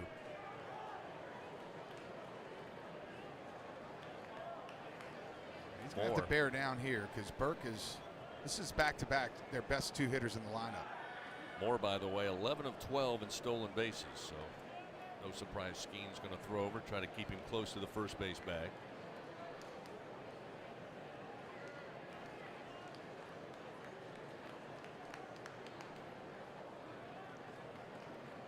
Pitch to the plate, swing and a miss. Got him with a breaking ball down low. Burke knew he was fooled, wasn't going to reach that one.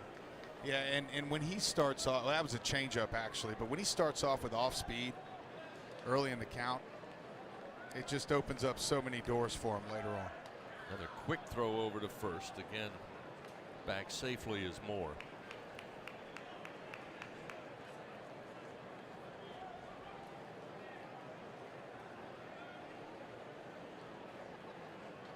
Skenes now with a runner aboard, taking a little more time here. Pitch clock down to 5. He comes set.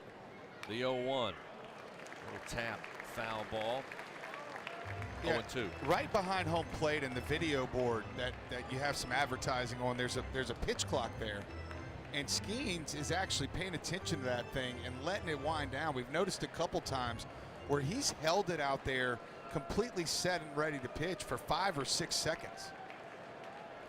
The 0-2. Skips the dish. Neal has to go find it. Does so. And that'll keep Moore at first base. They went back to the same pitch he started the at-bat off with. Got to tip your hat there to Blake Burke for not swinging at it again.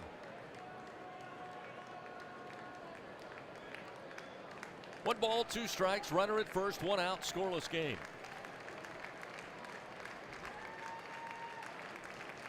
Skenes from the stretch to the plate.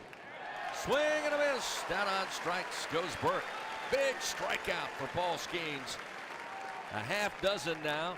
His 6th Super One Food strikeout of the night. 2 gone here in the top of the 4th. We'll see Zane Denton. ID. While we have a moment, let's pause 10 seconds. Station identification. Fighting Tiger Baseball on the LSU Sports Radio Network. Your home for LSU Fighting Tiger Baseball, the LSU Sports Radio Network, and streaming on the LSU Sports mobile app. Back inside the booth here, Skip Bertman Field, inside Alec Box Stadium. Heavyweight matchup, SEC.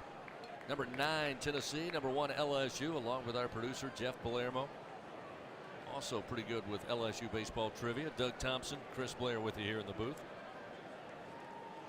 Denton grounded out to Dugas at second base, his first time up. There's a strike on the inside corner. That fastball at 98.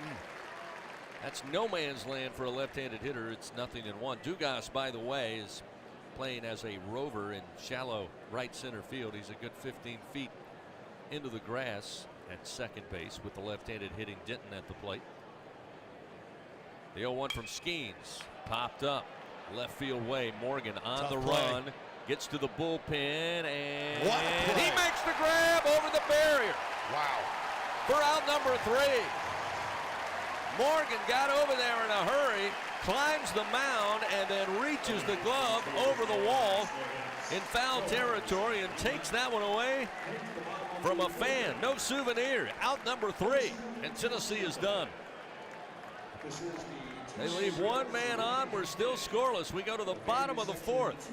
Tigers have White, Beloso, and Jones due up. on the LSU Sports Radio Network.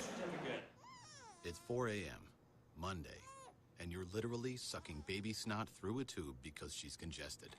Man, that's love. And if you love her that much, love her enough to make sure she's buckled in the right car seat. To make sure your child's in the right seat for their age and size, visit nhtsa.gov/the right seat. Show them you love them. Keep them safe. Visit nhtsa.gov/the right seat. Brought to you by the National Highway Traffic Safety Administration and the Ad Council. We always picture the SEC student athlete for their speed, their vertical, their agility, but it's time we picture them for more. For their campus voice, their community outreach, and for the simple fact that 20 years later, they're still someone's pride and joy. More than students, more than athletes. In the SEC, it just means more. Put a frog in boiling water and it'll jump right out. But put a frog in cool water and slowly heat it up, that frog will boil. As veterans, we tell ourselves the lie that we can handle anything. We let the water boil. You are not a frog.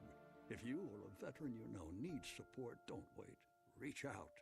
Find resources at va.gov/reach. That's va.gov/reach.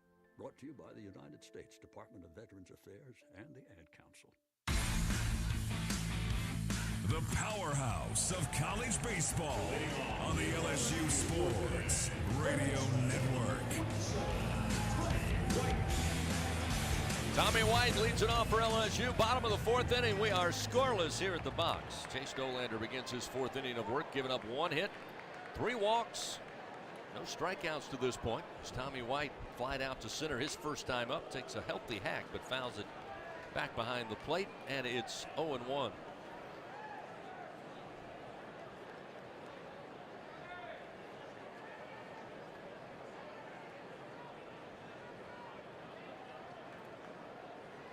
Dolander looks in. White, the right-hander, awaits. The 0-1 pitch. Another big swing, but fouled out of play right side. Tommy White behind him, the count 0-2.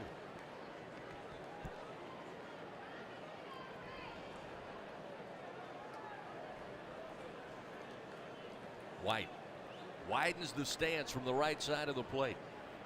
Dolander's 0-2 pitch. Gonna hit him. Oh my goodness, got him right in the arm at 99 miles an hour. Oh, and White now will put the helmet back on and sprint his way, tell the trainer to get back in the dugout. He's going to first. He took that helmet off for a minute like he was thinking about something. He is not a happy camper down there right now. Oh boy. First thought I had was that it hit him in the funny bone, because my goodness, it got in on there quick. Let's see where it catches him. Right on on the hands. Right on the knuckle. Good. So, thank goodness though, it kind of glanced and didn't hit and just kind of fall on the ground. The ball went all the way back to the backstop off his hand. Here's Cade Beloso. First pitch missing high from Dolander. It's 1-0. By the way, Chase Dolander, 3 walks, now 1 hit batter. So 4 free passes tonight. Tommy White at first, nobody out. Again, the Tigers leadoff man aboard. Pitch to Beloso. Again misses high. That'll be 2-0. Beloso sent one to center field his first time up. Seeing the ball well, hitting the ball well. Cade Beloso here in 2023. Yeah, I hope he finds a way, that is, to stick in this lineup all year. 2-0 pitch to Cade. There's a strike on the outer half, about letter high, 2-1.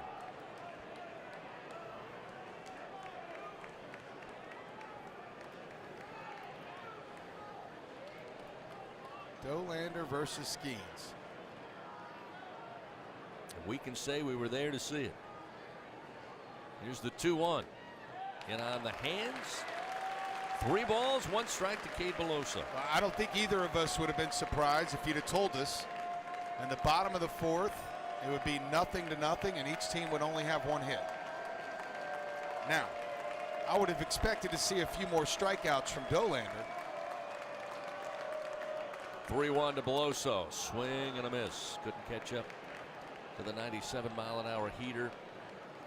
Outside part of the plate to the left-handed hitter. It's 3-2.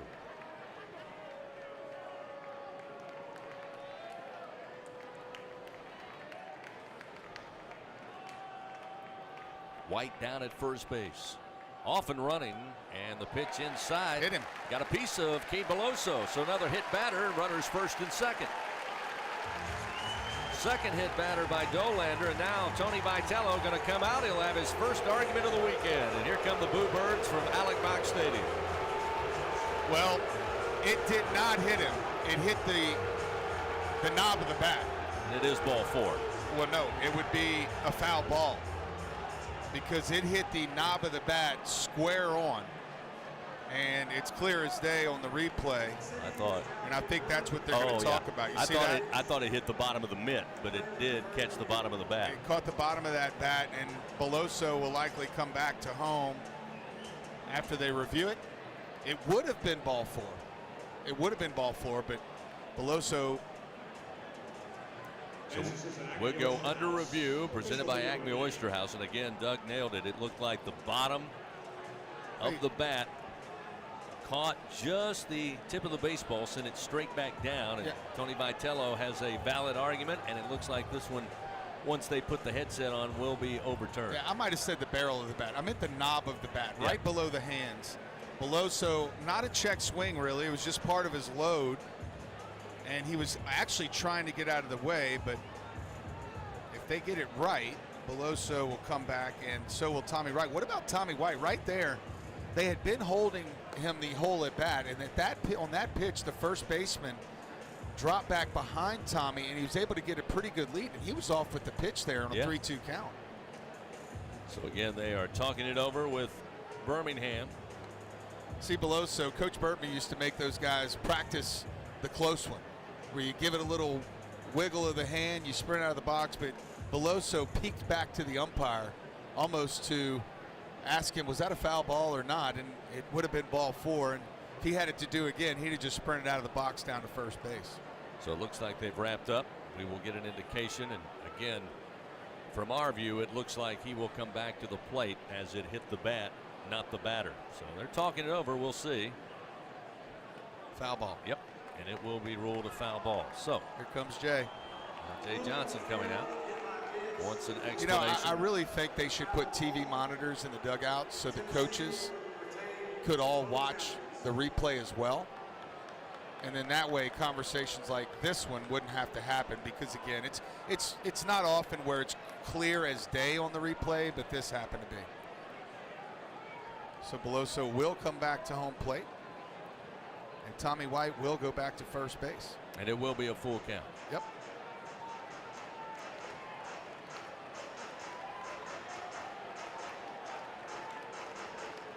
So Beloso had to have a bat retrieved, brought to him. Now he gets the gloves back on. Still nobody out. Tommy White hit by a pitch. He's down at first. And a scoreless game as we have action now for Tennessee down in the left field bullpen. We have a right-hander throwing. Catcher not yet down yet. Now we get back to action. Runner goes. The 3-2 lifted in the air towards the third base dugout. Zane Denton coming over, has room, and oh, what a play. Makes the grab over the railing in the third base dugout for out number 1.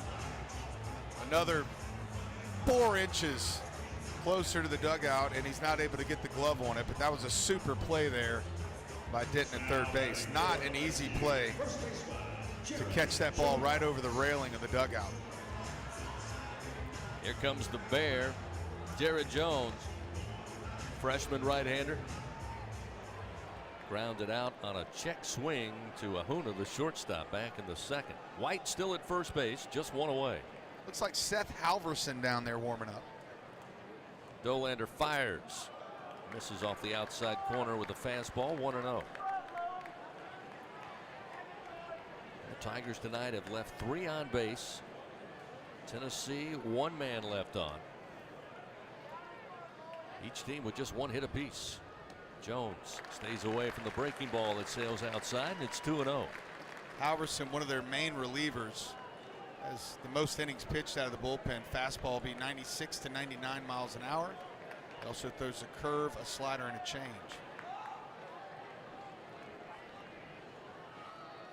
The 2-0 pitch to Jones. Big swing, but can't find it. 2-1 the count. The difference in Tennessee and Arkansas last weekend is Tony Vitello has a deep bullpen. Again, he will be able to go to some very strong arms, not only in game one, but throughout the weekend. 2-1 to Jones. Ooh, strike at the letters makes it 2-2. That could have gone either way, I guess. Yeah, but that scouting report was dead on last week. After the first 4 guys from Tennessee, it got awfully thin. It'll be a much different story this weekend. They're all going to look about like this, actually. 2 balls, 2 strikes to Jones. Dolander fires. Fouled out of play right side. Jones stays alive, 2-2. Fans just like the winning lineup. Cintas has the all-star services for all of your business needs. Everything from uniforms to kitchens and restroom solutions. Get ready for the workday with Cintas. Jones a .347 hitter.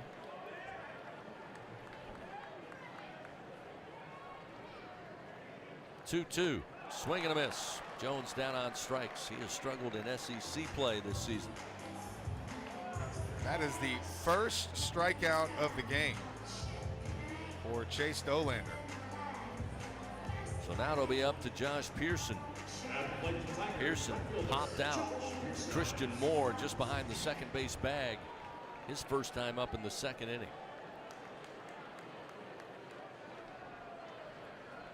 White again for LSU down at first base. This will be the 72nd pitch for Dolander tonight.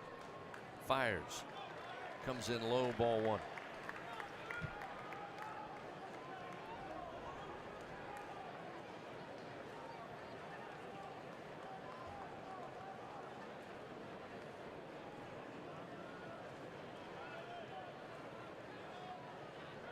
.1-0 delivery.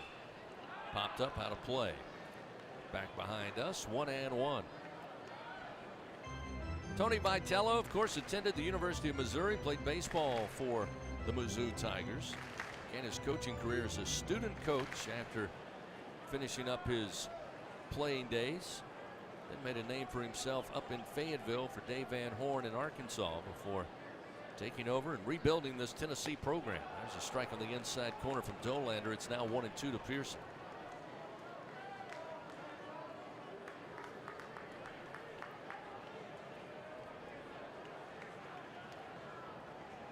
Two outs, a 1-2 count. Dolander fires, and Pearson rips one to center field, but right at Inslee, who will come over to his right. Get a glove on it for out number 3. So the Tigers finished in the bottom of the 4th. No runs, no hits. They do leave another man on. Go to the top of the 5th. Tennessee has Dickey, Inslee, and Dreiling, 5, 6, and 7. When we continue on the LSU Sports Radio Network. Hi, I'm Kevin Falk, LSU Hall of Famer. My years at LSU were amazing. I've always loved celebrating with my teammates, especially when someone was serving up some delicious Manda salsa. For a lot of Tiger fans, it's just not game day without Manda in the mix. Serving top quality sausage and original season is Manda's strong side. But it's not Manda's flavor that's always got me running back for more. You get it, running back for more. After 75 years, the flavor still says it all. Manda Fine Meats, the official smoke sauce of LSU Athletics. Together, we are partners, setting a new standard for health. Together, we prove that no matter how battle-tested we are, our spirit remains undefeated. Our Lady of the Lake and LSU are creating transformational change and impacting Louisiana with a new standard for healthcare, research, and education. Together, Our Lady of the Lake and LSU are champions for Louisiana. Together, we roar. Learn more at ololrmc.com/LSU. NIL is dominating the college sports scene, and LSU has positioned itself at the front of the pack. But to remain competitive and stay ahead of the rest, we need your support. Bayou Traditions is the official NIL collective of LSU Athletics. Join the tradition and become a member by signing up online at BayouTraditionsCollective.com. Members receive exclusive access to LSU student athletes that you can't get anywhere else. Help ensure LSU remains a leader in the NIL arena. Sign up today at BayouTraditionsCollective.com. The powerhouse of college baseball on the LSU Sports Radio Network. No score, top of the 5th inning here in Game 1. Fans, visit your local Kubota dealer See why Kubota, the #1 rated reliable tractor under 100 horsepower in the U.S. of A. Visit LSUKubotaDealers.com for your nearest Kubota dealer and test drive a Kubota. Leading things off will be Jared Dickey, the catcher, a left-handed hitter. At the lone base hit for Tennessee, his first time up in the second inning as Skenes misses low and outside on the first offering. 1 ball and no strikes. Each team just 1 hit so far tonight. Dugas had it for LSU. Dickey had it for Tennessee. Here's a bouncer over the mound. Thompson gets to it behind the bag but can't glove it. Got away from him, and arriving safely at first will be Dickey for the second time tonight. Again, that one just over the mound. Skenes could not get to it. Thompson made a valiant effort, ran a long way behind the bag. Tried to get it on a short hop, but comes out of the glove. He could not control it. Yeah, they haven't ruled it yet, but I think that's got to be a hit. That was a high chopper over Skenes' head. Took forever to get to Thompson. And the thing is, Chris, I don't know that even if he would have fielded it cleanly, that a throw would have got the runner in time. Second time the Dickies went right up the middle. The first time it was a worm burner right between the legs of Skenes. This time the chopper over the mound. Still no indication. And now we'll see Inslee as Skenes misses with this delivery. 1-0. The fastball just outside. Still waiting to see. Everybody's got their eyes on the scoreboard out here to see how the official scorer rules it. Especially all the people like me keeping a scorebook. 1-0. Opposite field to right. Going to drop down in front of Pearson. Dickey will head into second as Pearson whips that one quickly back into the infield. But we assume back-to-back singles here for Tennessee as their first real threat. First and second, nobody out. That's going to bring pitching coach Wes Johnson out to the mound to visit with Paul Skenes. So, yep, they rule it a single. No, not yet. I've got it in the official scores. Oh, they. Dickey with a single up the middle, and Inslee single to right field. Just haven't updated on the scoreboard yet. Yeah, the Tigers have had this exact situation twice, first and second with no outs. So now LSU is going to have to pitch around the same situation they've had a couple times offensively. We'll see if Tony Vitello decides to bunt Dylan Drayling, who is a freshman and has only started 9 games on the year. Wouldn't be surprised, Chris, to see this one pushed down the third base line. Tommy White at the moment, even with a third base bag, probably has the same idea. We'll see. He'll probably stay put, and Skenes will likely cover the bunt on that third base line. We'll see how they play it. The 1-0, swinging away, lifted to center field. Cruz having to go back, using his speed, gets under it. Now tagging up from second is going to be Dickey. The throw cut off, and they advance the runner to third on the fly ball to center field. 1 away, and runners on the corners for Tennessee. And that will bring to the plate Griffin Merritt. Well, got to have a strikeout here, or obviously a little two-hopper out to Jordan Thompson wouldn't hurt things either.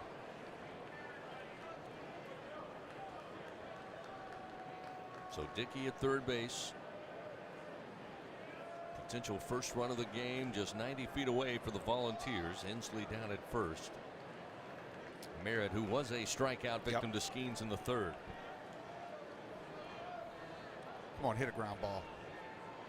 Merritt, the right-hander, awaits. Skenes fires. Sent back to the screen, foul. It's 0-1. Started him off with the slider there. By the way, Skenes is up to 72 pitches now.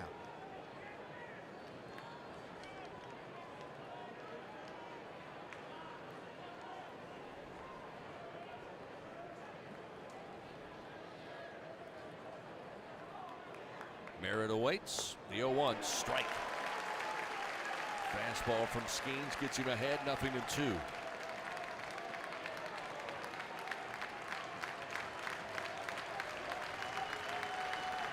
Big pitch right here. Merritt been struck out 26 times on the year. Skenes ahead in the count. The 0-2 pitch. See ya. Oh my goodness. They rule it ball 1. Oh, this guy. This guy's been driving me crazy for 25 years. Used to be a minor league umpire. First thing I thought of when I saw the name on the list. Doug's favorite.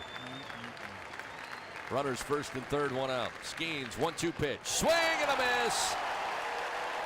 Half-hearted swing by Merritt, nowhere close, and Skenes records his 7th Super 1 food strikeout of the night. That's a big one. 2 outs in the inning now, and it will be up to the number 9 hitter, Christian Scott, who grounded out to Gavin Dugas at second base back in the 3rd inning. Yeah, that's actually a huge strikeout for a couple reasons. One, obviously, gets the second out here with runners at first and third. But 2, that was not Paul Skenes' best slider. It hung up in the zone, not a lot of break at all, and he gets away with one there to Merritt. Scott awaits from the left side, the first pitch. Strike on the inside corner.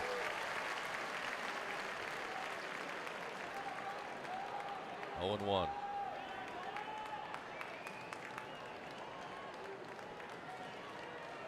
Skenes 0-1 pitch. Ground ball gets by Jordan Thompson into center field. That will score a run. Dickey in to score, and Tennessee takes the lead 1-0. Just great at bat by Christian Scott. Again, 3 of the 4 hits actually make that all 4 up the middle for Tennessee here tonight. Runners first and second with 2 down, and the Tigers trailing 1-0. Top of the order, Maui Ahuna. 2 strikeouts on the night. Skenes fires, swing and a miss. Seen that before. It's 0-1. 9th hitter in the lineup. Scott ups his average to 229 with that RBI single. The 0-1 sent back into the screen. Skenes ahead 0-2. Tennessee has Inslee at second. Scott with the RBI single at first. Tigers will have Thompson, Neal, and Dugas top of the order. Due up in the bottom of the 5th, but it's a 1-0 Tennessee lead.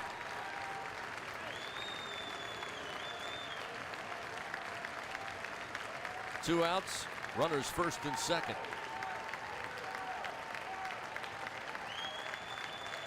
The 0-2 delivery from Skenes. Low and outside. 1-2. Trying to get Ahuna to chase that one. Stays away.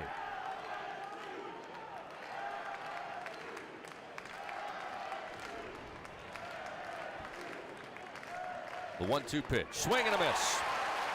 8th strikeout of the night for Paul Skenes. But the Vols get a run on the board. 1 run on 3 hits. They leave 2 men on. We go to the bottom of the 5th. Volunteers lead by a run. 8-9, top of the order. Thompson, Neal, and Dugas for the Tigers when we return on the LSU Sports Radio Network.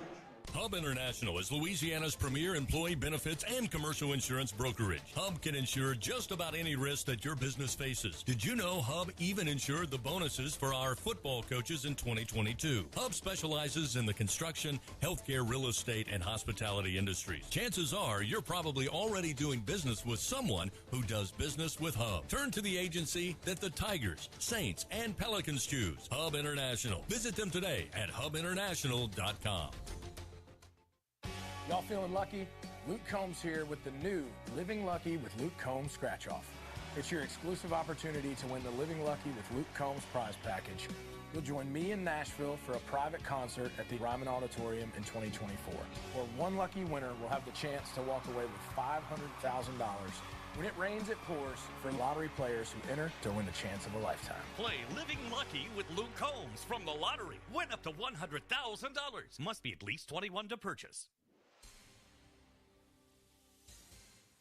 And we're back with breaking news. Coke Zero Sugar might be the best Coke ever. That's right, Jim. Coke Zero Sugar is a must-try for any Coke fan, so make sure you... Jim. Jim. We're on the air. Ooh, yes, this tastes like the best Coke ever to me. Your thoughts, Jen? Well, can I have a sip? Jen, we're in the middle of reporting the news. I need to try it first. The powerhouse of college baseball. on the LSU Sports Radio Network. 1-0 ball game. Tennessee leads over the Tigers, bottom of the 5th inning. As the Vols, 1 run on 3 hits there in the top of the 5th. Thompson check swing, fouls it back. 0-1. Jordan grounded out to Christian Moore, the second baseman. His first time up in the 2nd inning. Thompson, Neal, and top of the order Dugas due up for LSU. Dolander's team gives him a 1-run lead. Here's a ground ball, and it gets by a diving Denton at third. Going into the corner and left. Thompson with wheels around first. He will get in with a stand-up double to start the bottom of the 5th inning. Second double of the night for LSU. Second leadoff double for the Tigers. And LSU answering quickly here, trying to get back.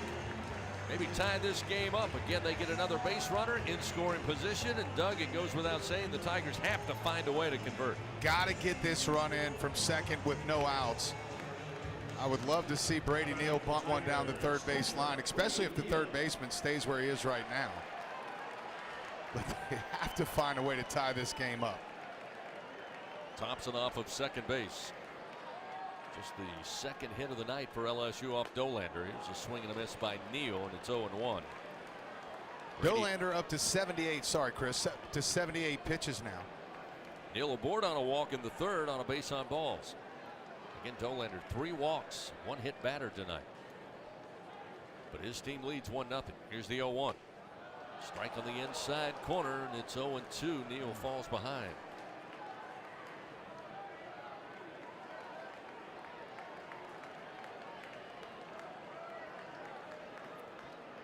Tigers again with runners in scoring position tonight, unable to bring them in.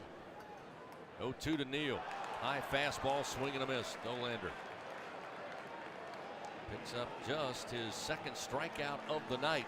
And out of the top of the order, and Gavin Dugas. Gavin tonight 1 for 1. Had the double to lead it off in the 1st inning. Got a board in the 3rd inning by way of walk. 22 runs batted in for Dugas on the year. Perfect time for RBI 23. As again, the right-hander continues to throw for Tennessee down to the bullpen. First pitch low, missing 1-0. How many times can Gavin Dugas reach base off the number 2 Major League prospect in the country? Thompson with a leadoff second. Dolander, the 1-0 to the plate. High and inside. 2-0.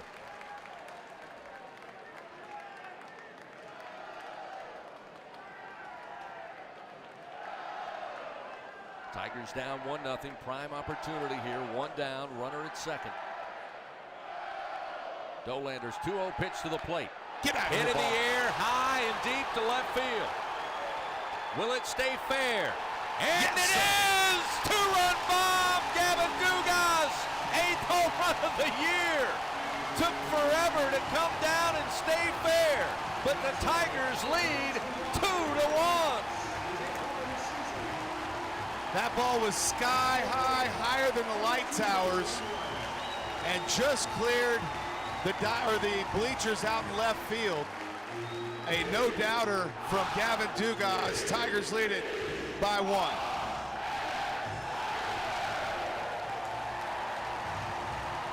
And this place is rocking, partner. 4th home run given up by Dolander on the year. And this is what you have come to expect from this LSU team here in 2023. Coming back after trailing 1-0. Wow, they come back quickly. 1 out, Morgan to the plate. Pitch high and inside, and it's 1-0. We'll see how Dolander responds to that. He has not been in this position too many times throughout his career, and they'll have a mound visit to calm him down. So once again, Frank Anderson, the pitching coach, on his way out to the mound with a 1-0 count to Morgan and 1 down. Tiger fans, get ready to taste victory with a Victory Grill from Barbecue Guys. Get your Victory Grill today. Become a backyard barbecue champ only at bbqguys.com. Very quick visit by Frank Anderson, who now it appears is barking with home plate umpire Scott He's all Kennedy. over it. He was on him from the minute he stepped out of the dugout, and when he turned around to walk back, he was popping off the whole way back to the dugout. Wish I could say that's shocking from Tennessee, but I can't. Swing and a miss, 1-1 as we resume play. Morgan evens the count on a fastball from Dolander. I want to know how far that ball from Dugas went. 1-1. Sit back foul off the bat of Morgan. Falls behind 1-2. Like to know, and we will find out how far and how high. Yeah, that was it was way up there. 107 miles an hour off the bat. It was never a question on whether it was going to have enough distance. That's for sure. Dolander looks in ahead in the count. Winds the 1-2 pitch to Morgan. Called strike 3. Ooh. Morgan down on strikes, second out of the inning. Dolander with his third punch out of the night. Now we'll see Dylan Cruz. Dylan 0 for 2. Think this place will get loud if he hits a home run? A little bit. A little bit.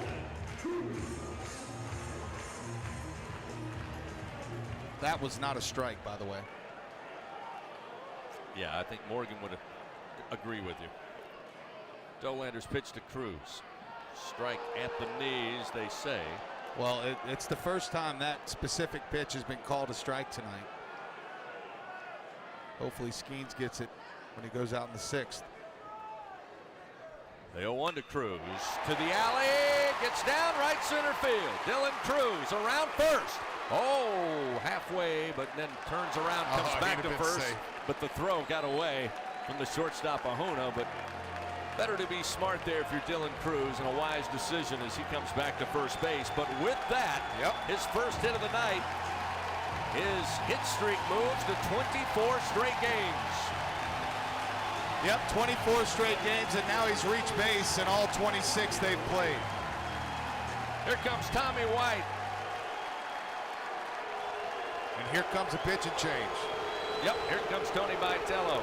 And he's looking to the bullpen, and he's made the call. Chase Dolander's night is done. 2 outs. Here in the bottom of the 5th inning, Dolander does not appear to be super pleased. No. But we will have a pitching change powered by Sunshine, your hometown John Deere dealer in Louisiana. 2-1, LSU leads. Bottom of the 5th inning. Runner at first, 2 down. Tommy White coming to the plate. Tell you about the new ball pitcher after this on the LSU Sports Radio Network.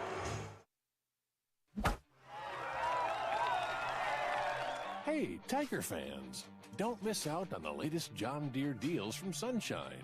Ask us about tractor packages with 0% financing available.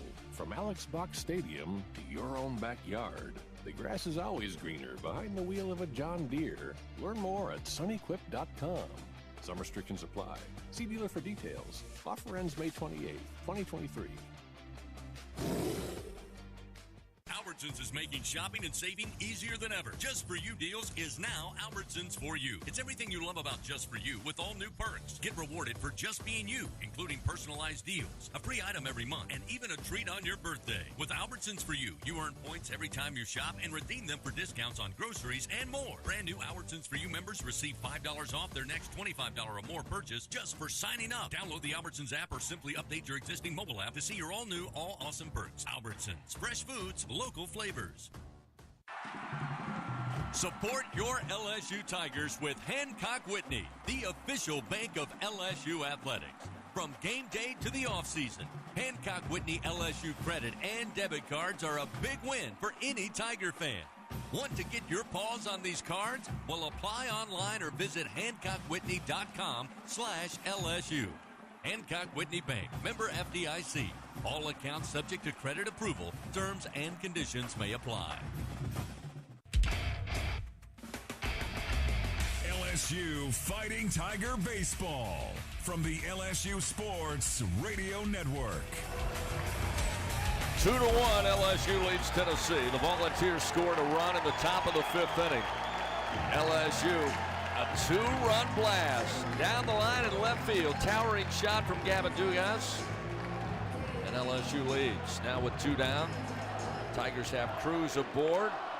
The base hit to right center, and Tommy White at the plate. Seth Halverson comes in, runner goes, and Dylan Cruz easily down to second base. The throw way off the mark from Dickey, who tried to throw that one from his crouch and ended up basically in the hands of Ahuna, the shortstop. That was such a good jump by Dylan Cruz, and Halverson a little confused there on the throwdown. He tried to catch it.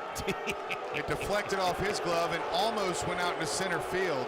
It was so funny because Halverson, the relief pitcher, was like, man, he's throwing that back pretty high. Yeah, he must be angry with me.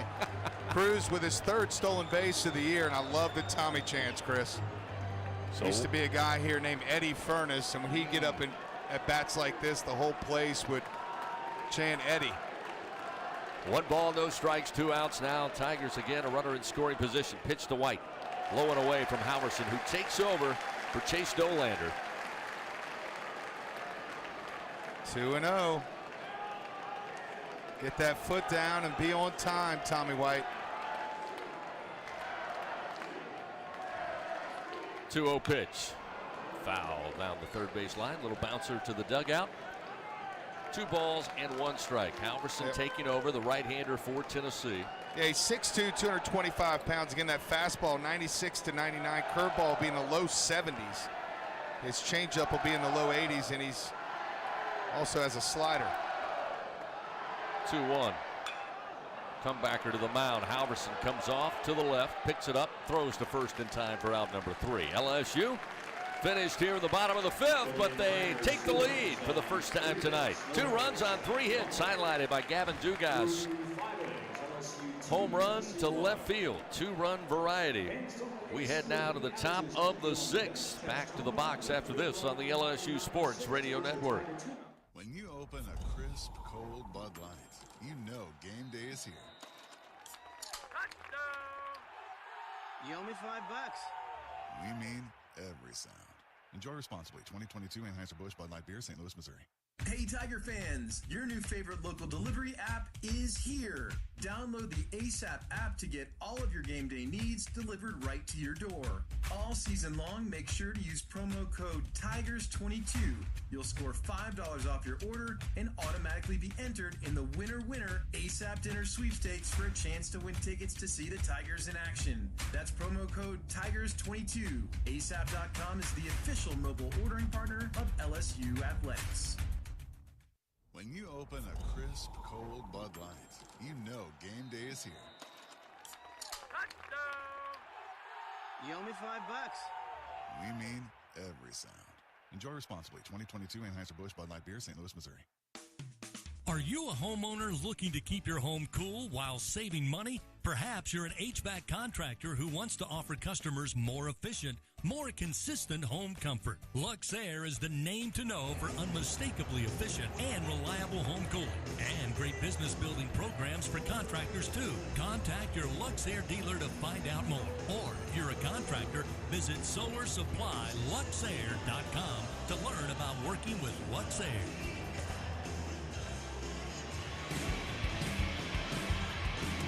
The powerhouse of college baseball on the LSU Sports Radio Network. 2-1, LSU leads. Tennessee comes to the plate, top of the 6th inning. The first batter is Christian Moore, and the first pitch from Skenes almost got him in the shins, but just missed him, and it's 1-0. LSU down 1-0 after 4.5.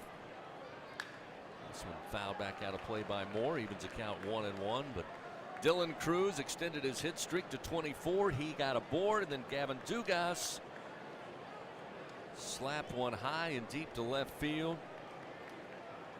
Tigers took a 2-1 lead. And bounced Chase Dolander off the mound. Here's the 1-1. Another foul ball over the first base dugout out of play, and it's 1 ball, 2 strikes. Fans, H&E Equipment Services, the official construction equipment partner of LSU Athletics. For all of your rental needs, call 877-700-RENT or visit HERentals.com today. Moore tonight reached base by way of walk as they appeal down to first on a pitch low, and they'll say that Moore stayed away as he dances all around the home plate area. It's 2-2. Flied out to center field in the first inning. Even count now. Skenes looks in. The Tiger, big right-hander, fires the 2-2. Did he go around? Yep, home plate umpire Scott Kennedy says yes. And now he's going to argue with Scott Kennedy. Christian Moore with some words for the home plate umpire.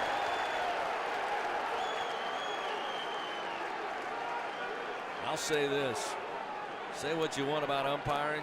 Agree, disagree, but that's why I'm up here in the booth, because that would take about 3 seconds and somebody be hitting the showers. He'd be in the showers, huh, yes, Chris? Absolutely. Well, Scott Kennedy is not scared to do that. I know that personally. Because I'll tell you right now. Oh, we had time called. We got all kinds of crazy stuff going on here. Tony Vitello was just running out of the third base dugout. Pitching coach is going absolutely bonkers. It's chaos down there right now. It's what I've always said. Your head coach should make all the arguments, and if they want to lose their mind and get tossed, that's fine. But a player talking to umpires, no.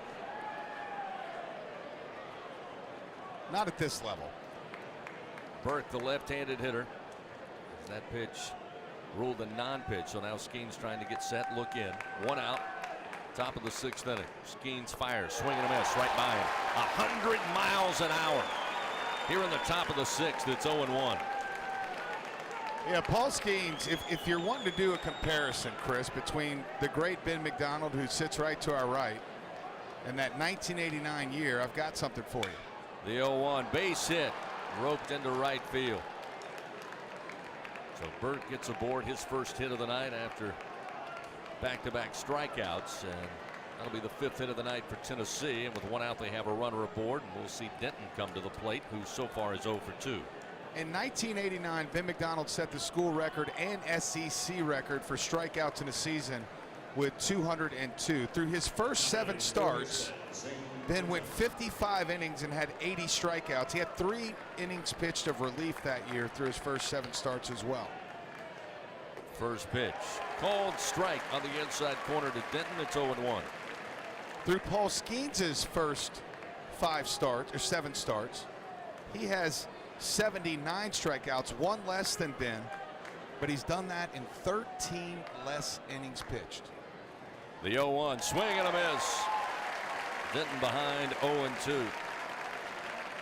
Yeah, we're watching greatness here with Paul Skenes. There's no doubt about it. I've had text messages and phone calls from friends all around the country who want to know, where did Paul Skenes come from? 1 out, runner at first. The 0-2, swing and a miss. Elevated the fastball in on Denton and down on strikes. That is strikeout number 10 on the night. Another Super 1 food strikeout for Paul Skenes. And is that 7 straight starts with double-digit strikeouts? Yes. Yes, it is. 2 outs, and now we'll see Jared Dickey. He's 2 for 2. Had a base hit in the 2nd, right up the middle. Had a chopper up the middle for a base hit in the 5th inning. Came around to score. The pitch off the end of the bat, foul towards the third base dugout. By the way, if you're keeping home and score, that Gavin Dugas, that home run to give the Tigers a lead, 103 feet before it came down, 395 feet the distance. The apex 103, 395 down the left field line. 103 feet in the air? Yes. Yeah. Runner at first in Burke. 2 down. 0-1 the count to Dickey, who's 2 for 2. Pitch misses low. Evens the count. 1 ball, 1 strike.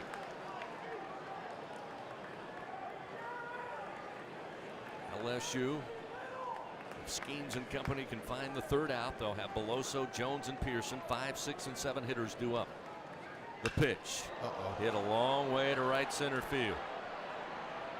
Going over, but Dylan Cruz keeps it in the park. On the track, he has it for out number 3. Gave it a ride, but that'll do it for the Vols. Top of the 6th inning, no runs. 1 man left on. We go now to the bottom of the 6th. 2-1 LSU leads. Back after this on the LSU Sports Radio Network. My husband had a gun. Him and his friends would go shooting. The ammunition, unfortunately, was not stored separately. In a million years, we never thought that Emily could. There's a hole in our family that can never, ever be filled. 63 Americans a day die by gun suicide. With safe gun storage, we can give our loved ones a second chance at life. Learn more at endfamilyfire.org. Brought to you by Brady and the Ad Council. We always picture the SEC student athlete for their speed, their vertical, their agility, but it's time we picture them for more. For their campus voice, their community outreach, and for the simple fact that 20 years later, they're still someone's pride and joy. More than students, more than athletes. In the SEC, it just means more. Right now, our country feels divided, but there's a place where people are coming together. I was nervous to talk to someone so different than me. Me too.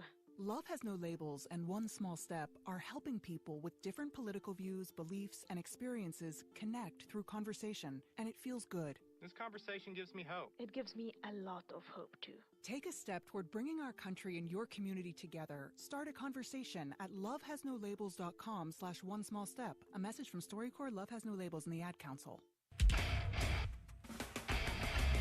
LSU Fighting Tiger Baseball from the LSU Sports Radio Network. Got us a classic here at the box. Tennessee and LSU, and the Tigers lead 2-1. We go to the bottom of the 6th inning. Cade Beloso to lead it off. Cade tonight 0 for 2. Fly ball out to center field. Popped up foul territory, third base side on a great play by the Vols' Zane Denton last time in the 4th inning. Delivery from Seth Halverson, who took over back there in the 5th inning for starter Chase Dolander, and it's a 0-1 count to Beloso. The 0-1. Misses low and inside. 1 ball and 1 strike. By the way, South Carolina defeated Mississippi State in Starkville in game 1 of that series, 6-4. Ooh. And the woes continue for the Bulldogs. 1-1 misses outside from Halverson, and it's 2-1. I mean, it's almost hard to believe that Mississippi State and Ole Miss are combined 0 for 13 in conference play. That's our 2 last national champions. 2-1, ground ball, bouncer to second, going to be picked up by Moore. He will toss easily to first to Burke for out number 1. Beloso retired. And we'll see Jared Jones. Jones 0 for 2, ground out to the shortstop, Ahuna. Strikeout victim in the 4th inning. But the conditions prime here for Jones, facing Halverson for the first time tonight as the wind picking up, blowing right to left towards that scoreboard that Jones twice this season has put under attack. You feeling a little something over there, partner? Love it. Jones ready. Halverson fires and on the hands high for ball 1. Let's see what happens here. Halverson has the ball back, ready to rock. Here's the 1-0. That one a strike just below the belt, 1-1.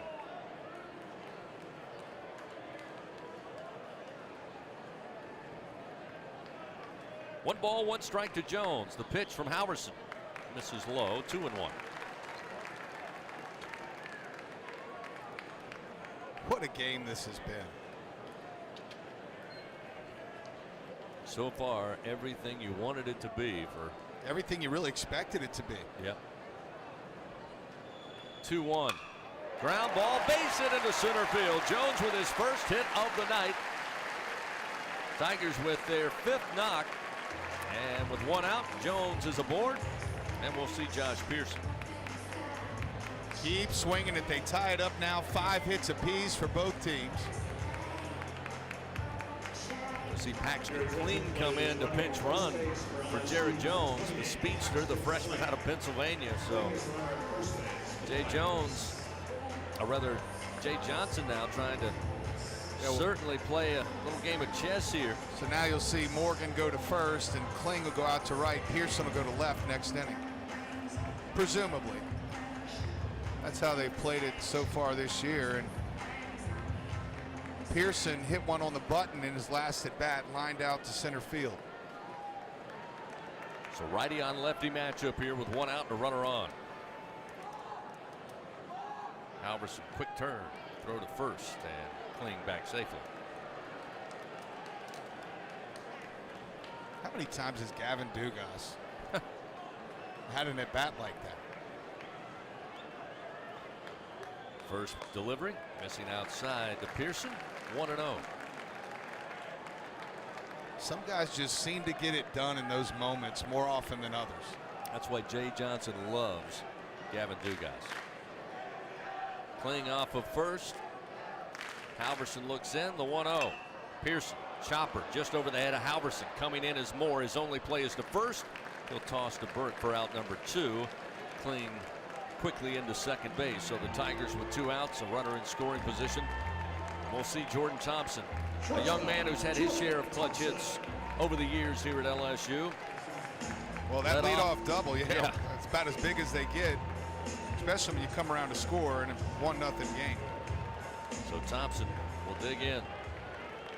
Another double here would have him and Dugas as the leaders in the clubhouse for the Centos player of the game for sure. First pitch, fastball from Halverson, a strike, 0-1. Thompson grounded out to Moore at second base in the second. Again, as we mentioned, led off with the double in the 5th inning. Eventually scored a run. The 0-1, swing and a miss. That one dropped off the table. It's 0-2.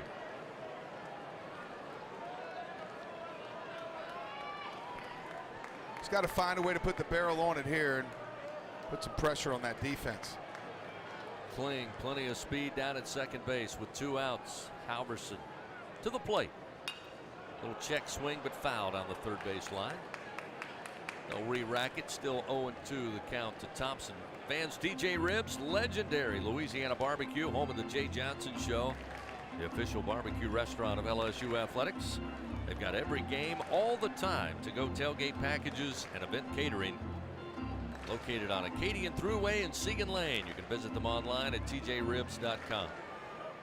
Bottom of the 6th inning, 2-1 LSU leads. 2 runs, 5 hits. Tennessee 1 run on 5 hits.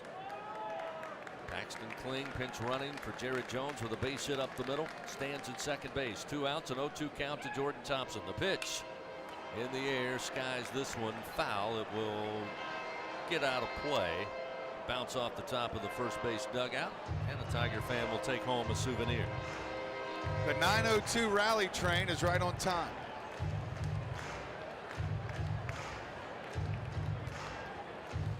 And there are 2 engines for all those in College Station who are curious.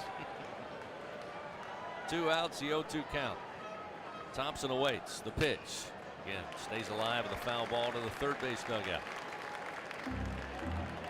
Dudley DeBosier stands up for the purple and gold. Fans, fights for Tigers fans all over Louisiana. Dudley DeBosier, proud to be an official partner of LSU Athletics. Kling down at second base. Tigers leading 2-1. Thompson behind in the count. 0-2 with 2 outs. Halverson from the stretch. The pitch. Outside. They'll appeal. They say he held back. Stayed away from the breaking ball, and it's 1-2. Boy, he barely stayed away. Yes, he did. Thank goodness they can't review that. And they just never stop chirping over in that Tennessee dugout, like ever. It's like in a 12-year-old travel ball game. Again, 2 outs, 1 ball, 2 strikes to Thompson. The pitch. Slam down the line, but foul in left field. Got all of that one. He did. Missed another double by a foot or 2. And boy, would that have been a big swing with a 1-2 count, 2 outs.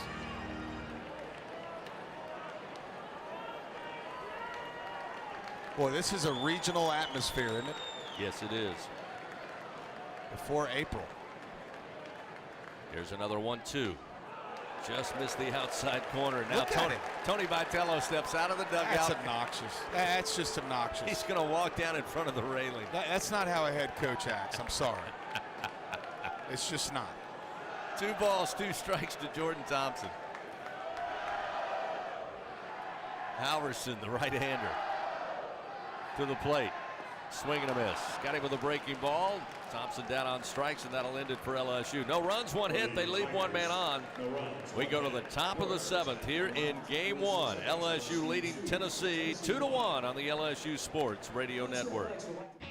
When it comes to investing in your home's comfort, it's never just one thing. You want to make sure you get an air-conditioned system that's reliable, affordable, energy efficient, backed by a strong warranty, and is installed by a dealer you can trust. That's why people who insist on the best choose Trane. Plus, right now, Trane is offering special financing. So what's not to love? Visit TraneSouth.com to find a local Trane dealer today. It's hard to stop a Trane. Subject to credit approval. Ask for details. When you're done listening to the Tigers take another victory, the rest of the city will be waiting. After all, there's a lot more to Baton Rouge than just Saturday nights. From famous historic landmarks to iconic hole-in-the-walls, even some of the world's best blues joints, there's something special around every corner. But these foodie flavors and soulful sounds are just a sample of what Baton Rouge has to offer. Whatever you're into, it's all right here. Go to visitbatonrouge.com and start putting together your post-game playbook.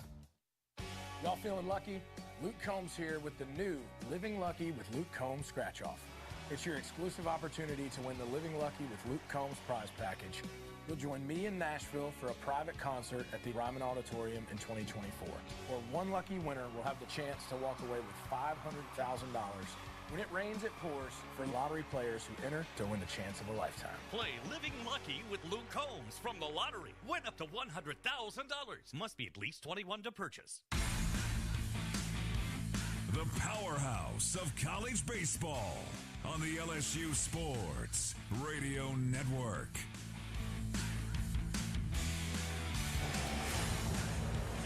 Top of the 7th inning here from Alex Box Stadium. LSU leading 2-1 over Tennessee as the Volunteers come to the plate. 6, 7, and 8 hitters. Inslee to lead it off.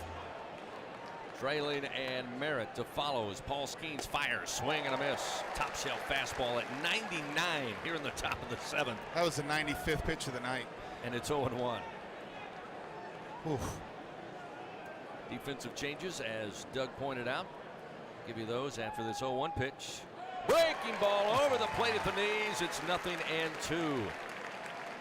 As we expected, Paxton Kling takes over in right field. Josh Pearson moves from right to left, and Trey Morgan takes over at first base. 0-2 the count to Inslee. Swing and a miss. Got him chasing this one way outside. Paul Skenes, his 11th Super 1 Food strikeout, 1 down here in the top of the 7th inning. Hey, he almost looks better right now than he did through the first 6 innings of work. I'm telling you, I know this is going to come across as a totally biased comment, but if people are out there saying that Dolander is anywhere close to Paul Skenes, they're wrong. They got it wrong. It's not even close. Paul Skenes is by far the better pitcher, and I'm not trying to take anything away from Dolander. This kid is just different. Pitch to Drayling misses high and outside on the first offering. 1 ball, no strikes. Drayling tonight 0 for 2. 2 fly ball outs to Dylan Cruz in center field. Skenes the 1-0. Just missed inside and low. 2 balls, no strikes. Now Paul will take a little time. Walk around the mound a little bit. Now step back up on the bump.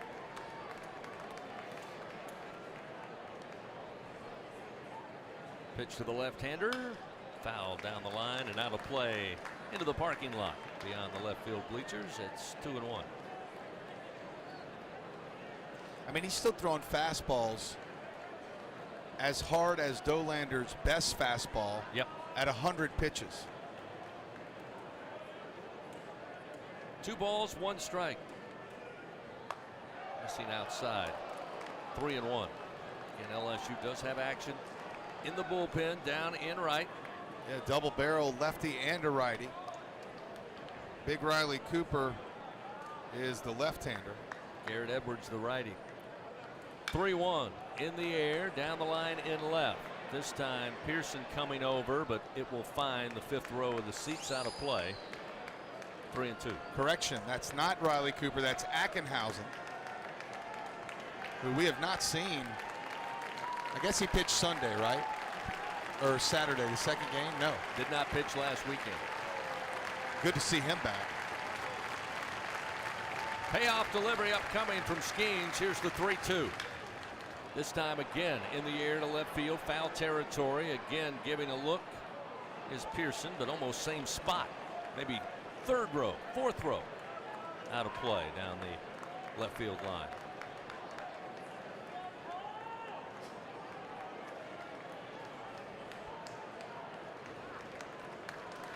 Paul Skenes checks the wristband, does his stretch, hip twist, now comes set. Here's the 3-2. Ground ball. Morgan fields it behind the first base bag. Easily steps on first. And Inslee retired. 2 gone. That's a big at bat. Fell behind 3-1. Was able to find 2 or 3 strikes there. And of course, if he walks him, you got to wonder what would Jay Johnson do in that situation? Does he go to the bullpen now?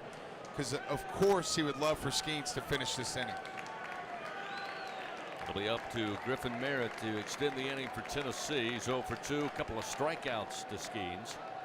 Right-hander stands in. Paul ready to go. Fire, swing and a miss. Off speed, and it's 0-1.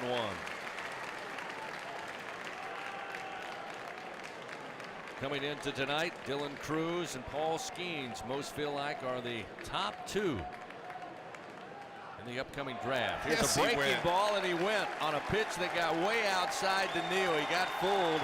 Merritt didn't like it. Tennessee's dugout doesn't like it, but it's 0-2. That ball got to the backstop. That literally bounced in the left-handed batter's box, and he still couldn't check up on that slider. They're on their feet. The 0-2 pitch. Called strike 3. Struck him out. Merritt down on strikes. 12th superfood strikeout for Paul Skenes. And Tennessee goes in order in the top of the 7th. Time to stretch it out at the box. Tigers will have Neal, Dugas, and Morgan due up. 2-1 Tigers on the LSU Sports Radio Network. Adopt US Kids presents What to Expect When You're Expecting a Teenager. Learning the lingo. Jelly. Jelly adjective. Jelly is a shorter, better way to say jealous. As in, Chloe, I am like so jelly of your unicorn phone case. You don't have to speak teen to be a perfect parent. Thousands of teens in foster care will love you just the same. Visit adoptuskids.org, brought to you by the U.S. Department of Health and Human Services, Adopt U.S. Kids, and the Ad Council. We always picture the SEC student athlete for their speed, their vertical, their agility. But it's time we picture them for more. For their campus voice, their community outreach, and for the simple fact that 20 years later, they're still someone's pride and joy. More than students, more than athletes. In the SEC, it just means more. When you went car shopping, you meant business. You aced vehicle history searches and test drives. You out-salesmaned the salesman. Now you've got your wheels. If you manage that, you can get your retirement plan on track. Visiting aceyourretirement.org can help. With 401k tips and smart saving strategies, you'll have the info you need to get more for your future. Go to aceyourretirement.org, because when it comes to speeding past financial challenges, you're an ace. Brought to you by AARP and the Ad Council. The powerhouse of college baseball on the LSU Sports Radio Network. 2-1, LSU leads Tennessee. Brady Neal leads it off. Big shot to center field. Inslee going back. He'll have room. Fly ball out to center. Off the bat of Brady Neal. 1 pitch, 1 out. That was a loud out, though. It was to start the bottom of the 7th inning. Top of the order, Gavin Dugas. Last time he came to the plate, Doug Thompson said, how many times will he reach base in tonight's game? Well, he had a double in the first, got a board on a walk in the third, and gave the Tigers a lead with a 2-run bomb in the 5th inning. His 8th home run of the year as the breaking ball from Halverson misses outside. It's 1-0. And that's probably going to be it for Paul Skenes, as Ackenhausen's still down, looking like he's trying to get game ready. 1-0, a strike at the belt, and it's 1 ball and 1 strike. And I love how we just easily say, Well, that's going to be all for Paul Skenes tonight. 12 strikeouts, 1 walk, 5 hits, 1 run. Just kind of a ho-hum outing for him, really. The 1-1. Missing high to Dugas. It's now 2-1. Halverson, an inning and 2/3 coming in relief of Dolander's, giving up 1 hit. Does have 1 strikeout in his relief appearance so far. Dugas stands ready from the right side of the plate as Halverson fires the 2-1, foul ball, grounder, third base side, and it's 2-2. Fans, when the Tigers win, you win. Enter promo code LSU50 the day after an LSU baseball win, and you'll receive 50% off your online order at papajohns.com. Better ingredients, better pizza, Papa John's.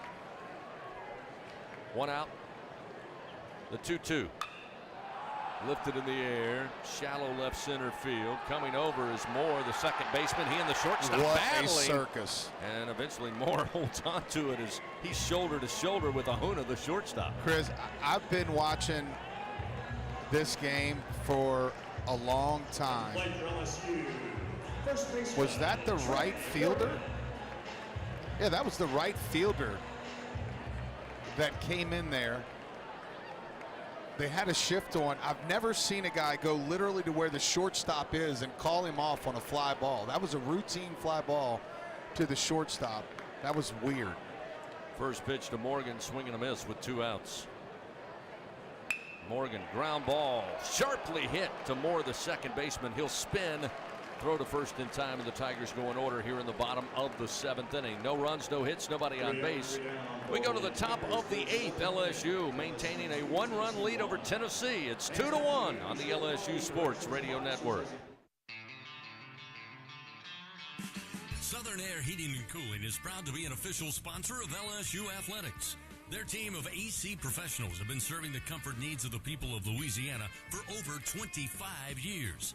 Much like the fans of the Tigers, our commitment to Tiger athletics and providing great service remains as strong as ever. Southern Air Heating and Cooling. Go Tigers!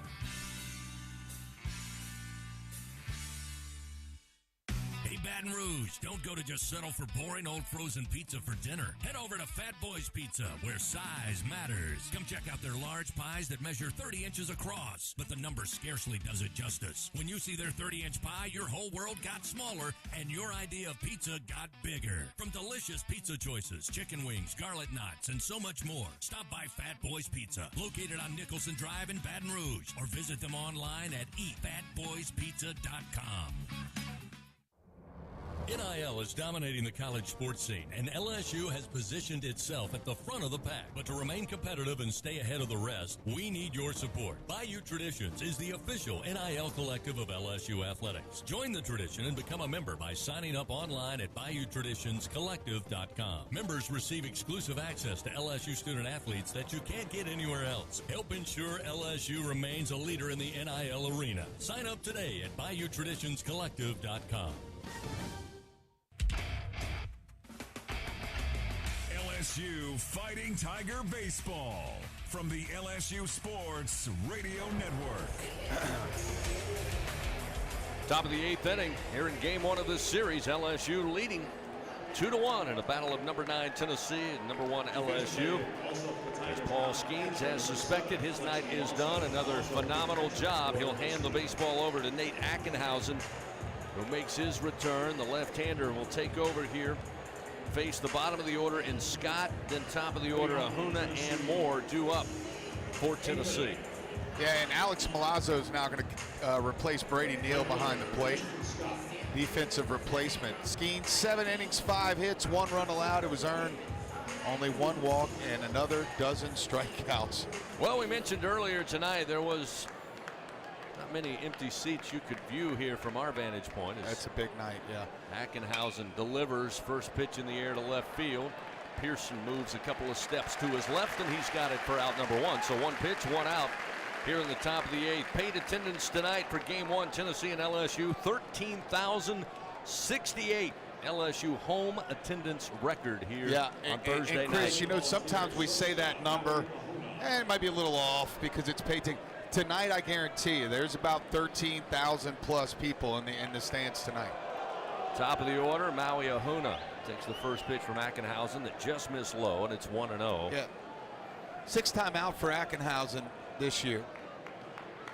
Left-hander looks in, the 1-0. That's a strike, outer half, and it's 1-1. He enters with a .79 ERA. He's 2-0.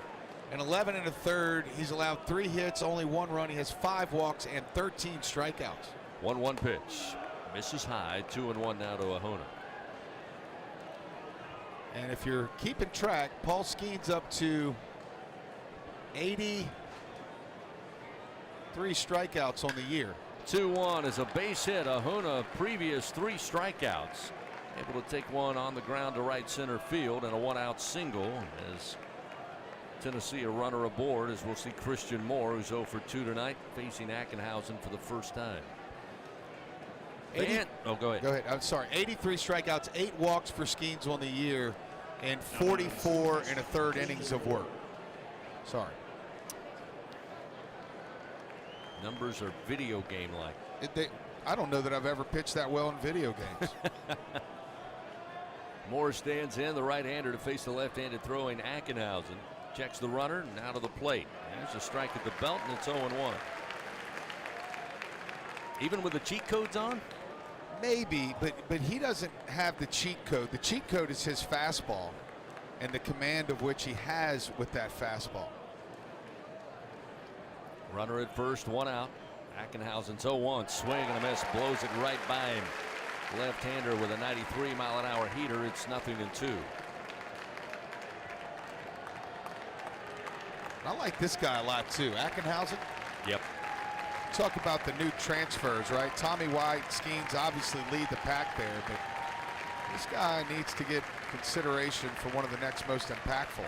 The 0-2, low and inside. Great job by Milazzo sliding over.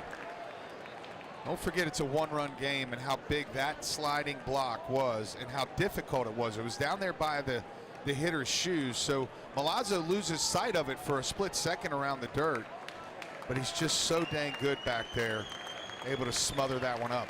1 ball, 2 strikes. Ackenhausen fires, and this one over the top of Milazzo, and that's going to allow the runner in Ahuna to advance.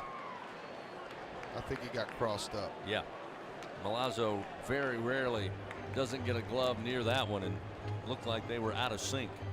He was down low, and well, yeah, he was expecting it to come a little bit. It went outside to the right-hander. It's my fault. He's talking about how great he is, and he is. Still got a good chance here with a 2-2 count. And another pitch high that comes out of the mid of Milazzo. Unbelievable. That will allow the runner Ahuna to reach third. That might have been ruled a wild pitch, actually, because that one was way up there. Milazzo, I thought, did a great job to just get the glove on it. So a full count now to Moore. But now the runner's at third base.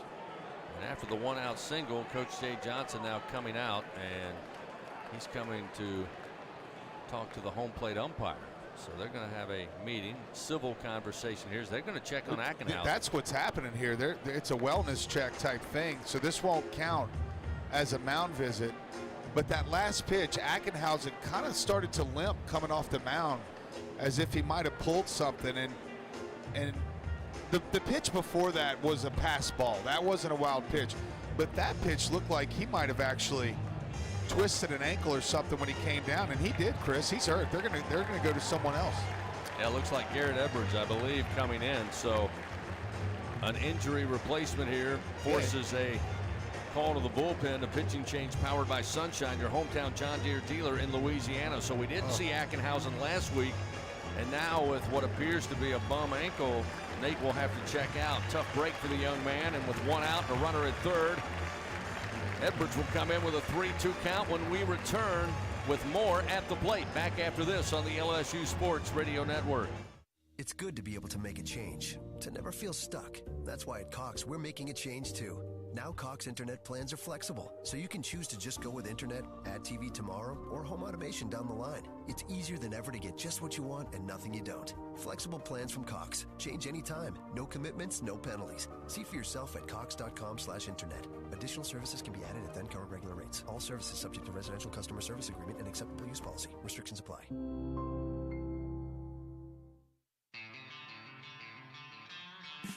Southern Air Heating and Cooling is proud to be an official sponsor of LSU Athletics. Their team of AC professionals have been serving the comfort needs of the people of Louisiana for over 25 years. Much like the fans of the Tigers, our commitment to Tiger athletics and providing great service remains as strong as ever. Southern Air Heating and Cooling. Go Tigers!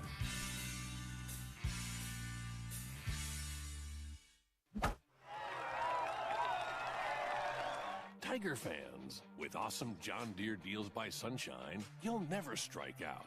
Ask us about tractor packages with 0% financing available. When you're looking for excellent products to help you get the job done, look no further than Sunshine Quality Solutions. Learn more at sunequip.com. Some restrictions apply. See dealer for details. Offer ends May 28, 2023.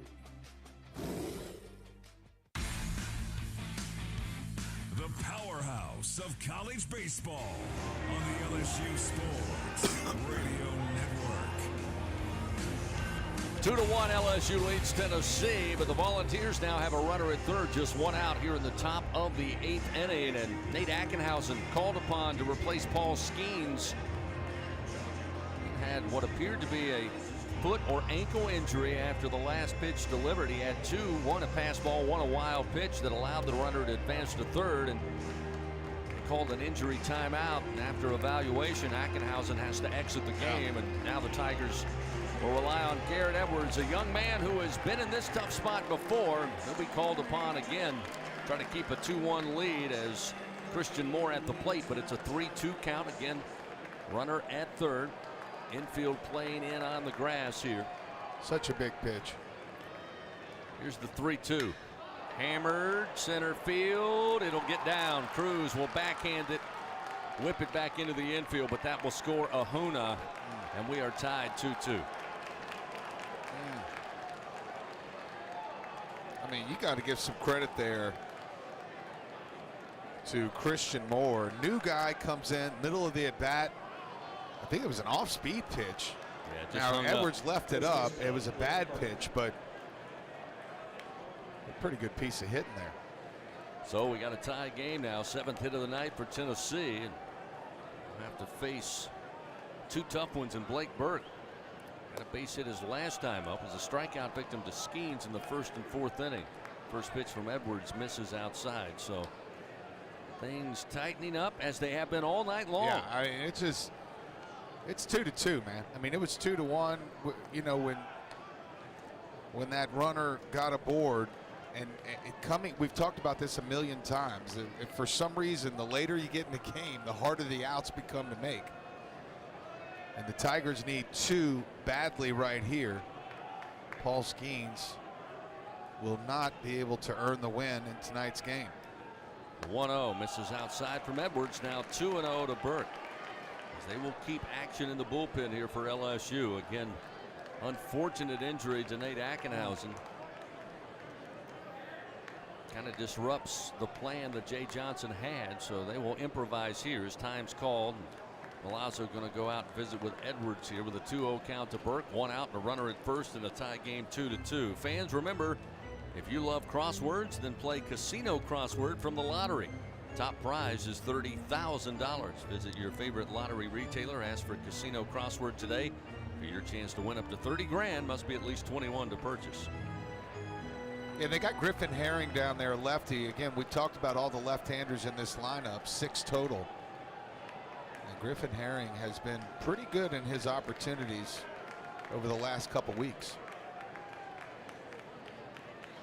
2-0 delivery in the air, left center field. Cruz was spotted up nicely. He'll come over, covering a lot of real estate. Dillon has it for out number 2. And we'll send Moore back to first base. So Edwards gets the fly ball out for the second out of the inning. Still not out of the woods as the cleanup hitter Zane Denton, who so far tonight is 0 for 3, including the strikeout last time in the 6th inning to Paul Skenes. Righty on lefty matchup here. Tie game 2-2. Tennessee 2 runs, 7 hits. LSU 2 runs on 5 hits. 2 runs coming off 1 swing of the bat for the Tigers, and Gavin Dugas's 2-run homer. Showing bunt, pulls it back. Milazzo throws down to second. Runner goes, and they got him. Milazzo gets more going into second base.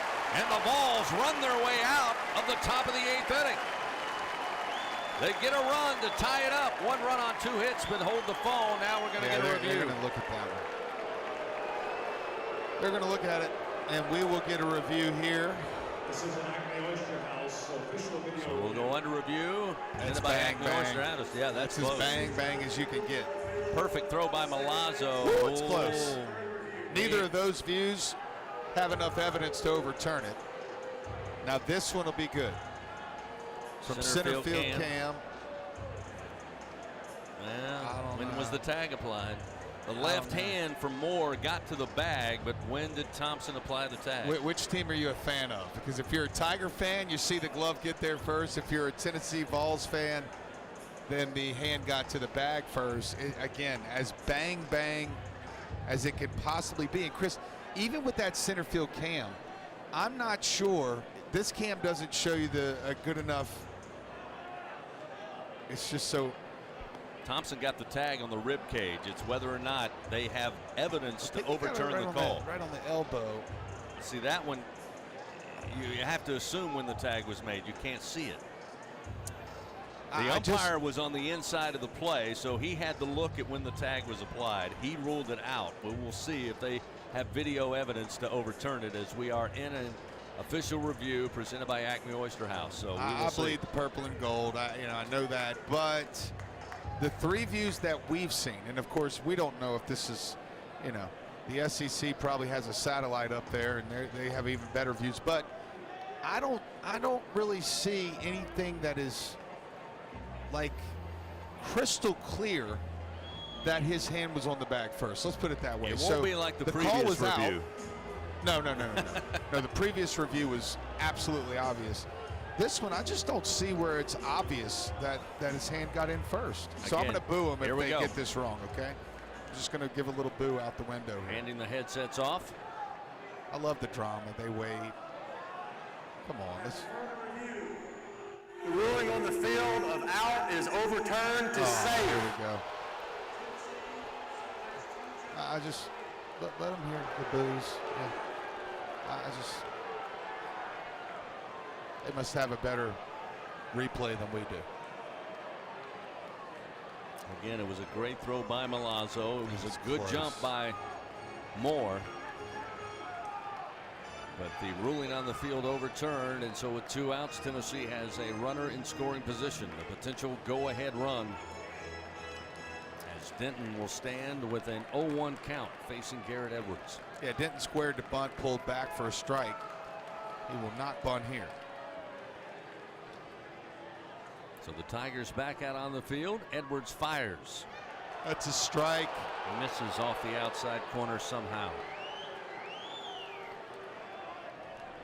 1-1. 2-2 our score. Top of the 8th.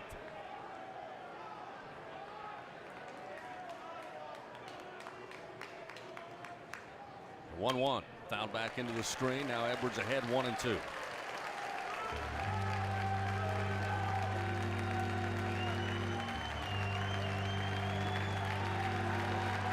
Huge pitch here, Chris. Maybe the biggest of the game. And the Tiger faithful, with 2 outs and a 1-2 count, will rise. 2 outs, runner at second. Edwards, the 1-2. Inside, they appeal, and he went around. Yes, he did. Strike 3. That'll end it for Tennessee. They score a run on 2 hits. They leave 1 man stranded. And we go to the bottom of the 8th, tied 2-2. LSU will have Dylan Cruz, Tommy White, Cade Beloso due up when we return on the LSU Sports Radio Network. Tom has been a teacher for over 40 years. One day, I think one of the students had asked the question and he didn't remember the answer. And I also noticed that he was letting his class out earlier than they were supposed to let out. I was really starting to worry. Levi and I talked about how it would change our lives, but he was there beside me. When something feels different, it could be Alzheimer's. Now is the time to talk. Visit alz.org/ourstories to learn more. A message from the Alzheimer's Association and the Ad Council. We always picture the SEC student athlete for their speed, their vertical, their agility, but it's time we picture them for more. For their campus voice, their community outreach, and for the simple fact that 20 years later, they're still someone's pride and joy. More than students, more than athletes. In the SEC, it just means more. Papa, why can't we telegraph while riding a horse? Son, there ain't no one to blame but Jeffro. He was riding old Betsy the Stallion, tip-tapping away at his telegraph, when blam! Ran right into the side of the saloon. Well, if Jeffro can't do it, neither should you. Don't text and drive. Visit StopTextStopWrecks.org. A message brought to you by the National Highway Traffic Safety Administration, Project Yellow Light, and the Ad Council. The powerhouse of college baseball on the LSU Sports Radio Network. Well, what else would you want? Game 1, top 10 matchup, Alec Box Stadium, largest crowd ever for an LSU home game here at the new box. And we're tied 2-2. LSU comes to the plate. Cruz, White, Beloso leads it off. Cruz stands in. First pitch, swing and a miss. Well, the offering from Seth Halverson, who's gone 2 1/3 thus far. Just 1 hit given up. Again, as Doug told you, this bullpen very talented for Tennessee. As this pitch is striking the outside corner on Cruz, and it's 0-2. You might want to turn the crowd mic down a little bit. Setting up outside is Dickey, and the pitch is there, but misses. Ooh. Wow. So now 1-2 to Dylan Cruz. Yeah, Cruz tonight, if his 1 name's for not 3. Dylan Cruz, I'm not sure he gets that one. That could have gone either way. Halverson looks in. Here's the 1-2. Ground ball foul, left of third base. Still 1 ball, 2 strikes. Fans, Super One Foods has super low prices on all of your game day favorites. So up your grocery game and score big with Super One Foods. 1-2 pitch again to Cruz. Pops it up. Shallow right center field. 3 converging, nearly they are colliding. Not good at communicating pop flies. But they hold on. Chris, last inning, I'm telling you, I've never seen a second baseman run all the way over to shortstop and call the shortstop out. The shortstop has priority over everyone on the infield. All outfielders have priority over all infielders, and the center fielder has priority over everyone. Not and with to Christian watch Moore. the second baseman run over, that was crazy. Tommy White stands in. First pitch, ground ball. Going to be backhanded by Ahuna. Comes up throwing to first in time, and 2 down here in the bottom of the 8th inning. Yeah, and you said not with Christian Moore. You're right. Christian Moore was involved in both of those plays because right there, that play with Cruz, the right fielder has priority over the second baseman. I'm just trying to teach those young listeners who might have a little game this weekend that if you're playing second, the right fielder calls you off, you got to get out of the way. Maybe got to get out of the way. Maybe walk down to that third base dugout. Here's Beloso. The pitch outside. Fastball still humming in there at 96 miles an hour from Halverson. It's 1-0. I'm going to send Tony an email. There you go. Just telling him about the priorities of who's got what. Ground ball to first. Eats up Burke at first, but he picks it up, then tosses to Halverson, who dropped it but picked it back up. They say they got Beloso at first base. Are they going to review this? No, they ruled him safe. He's safe. Oh, he went like, why did he do that? Because they're just the first base school bus umpire, drivers and butchers. He literally set out. He pulled his hand down. I thought he was safe.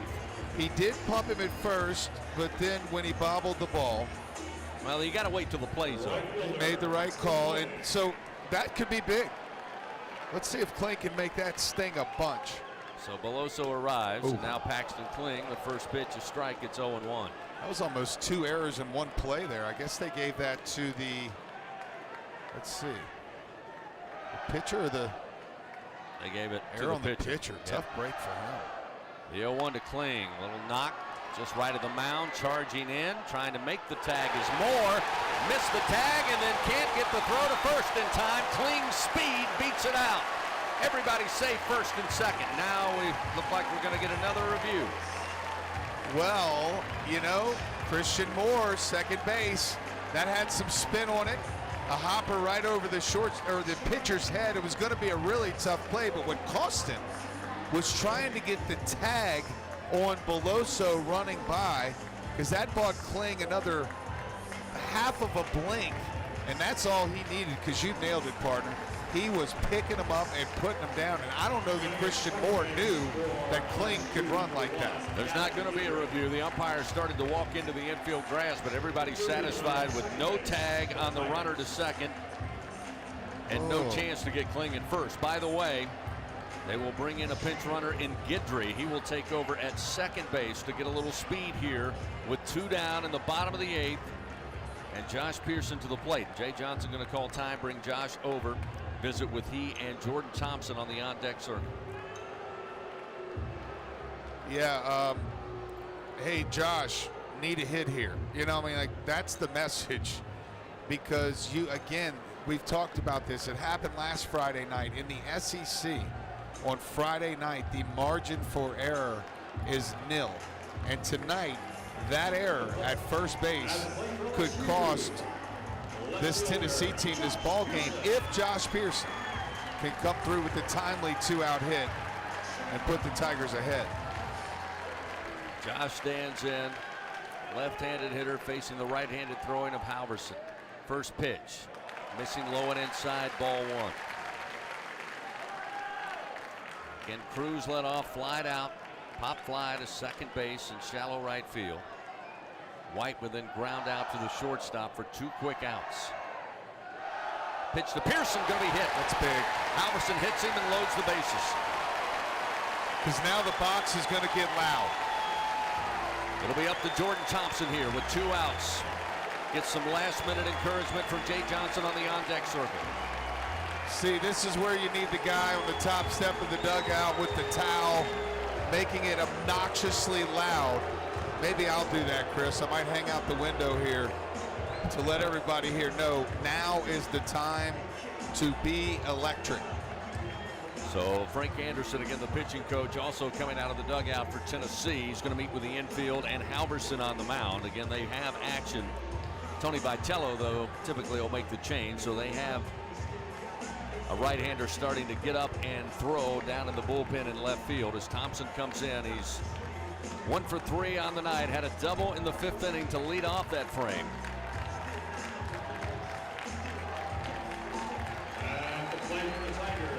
So again, Cruz popped out, White grounded out, Beloso got aboard on a fielding error by the pitcher covering at first, and Kling infield single.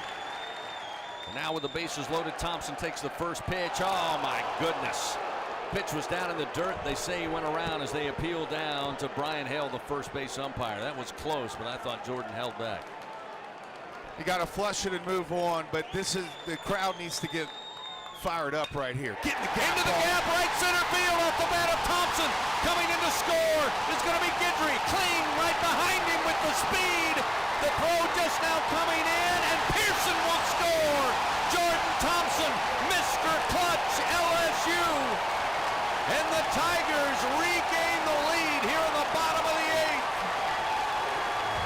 What a blow off the bat of Jordan Thompson, a 3-run double to put the Tigers up 5-2 here in the bottom of the 8th with 2 outs. Unbelievable night for the Tigers shortstop, his 2nd double of the night. Just saying, Rally had here in the broadcast booth. I saw it right when he was walking up there. I saw you take the headset off, and look, we're having to clean the field off. Yeah, people are getting excited out there in right field. It's just like when they score. Oh, there's a lot of aluminum, a lot of Coca-Cola cans out there. Maybe a little. Yeah, you can't tell them, Billy. You can't throw it on the field. A lot of aluminum out there on the track. There's a lot of aluminum. 5-2 LSU leads. They've now matched the Volunteers with 7 hits. And how about the Tigers striking with 2 outs here in the bottom of the 8th inning? All with 2 outs. First 2 batters retired They go error on the pitcher. I told you that could be big. Base hit by pitch, and Jordan Thompson, the man of the hour, that will chase. No, number 19's still in. They've got the field cleaned off. And Alex Milazzo, who went in for Brady Neal last inning behind the plate, going to get a shot at the bat here. Wow, what a game here at the box. What else can you say? That's it, partner. Biggest crowd ever at Alex Box Stadium, the new one. Still baseball left to be played as Alex Milazzo stands in. He'll bat for the first time tonight after coming in defensively. Pitch to Alex, misses low from Halverson. It's 1-0. Jordan Thompson down at second base. The 3-run double to right center. The 1-1, swing and a miss. Or rather, 1-0. It's now 1-1. Yeah, now 1-1. Scoreboard operators fired up too right now, Chris. There we go. They got it right. There they go. Thompson off of second. The 1-1 to Milazzo. In the dirt, gets away from Dickey, and here goes Thompson in the third.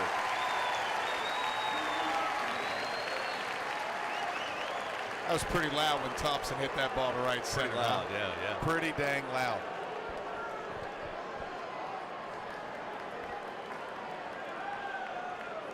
We got some more stuff. They got to not throw stuff on the field, or they're just not going to let the students all sit out there.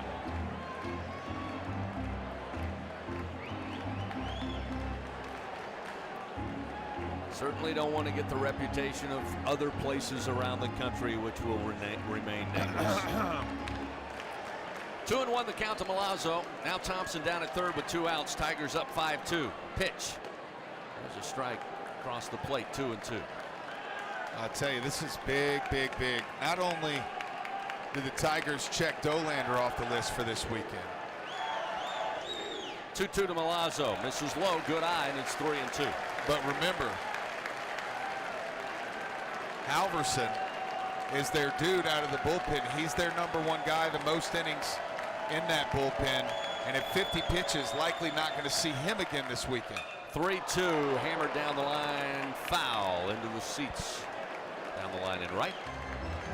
So to get rid of 2 of their best arms, with about 4 or 5 to go now, I mean, there's still some meat on the bone, but with a 3-run lead going into the 9th, it's a good spot to be in. 3-2 to Milazzo in the air to center field, giving chase. Inslee's on the run, and he will track it down for out number 3. But LSU breaks the tie with 3 runs on 2 hits. 1 giant error by Tennessee, and the Tigers leave 1 man stranded. We go to the top of the 9th here at the box. Last chance for the Vols on the LSU Sports Radio Network. Oh, man, I'm glad you're here. Sit down and visit with me, Mom. I'm making it all ready for supper with my family tonight. I can't wait to hug my grandbabies and pass a good time over some good food.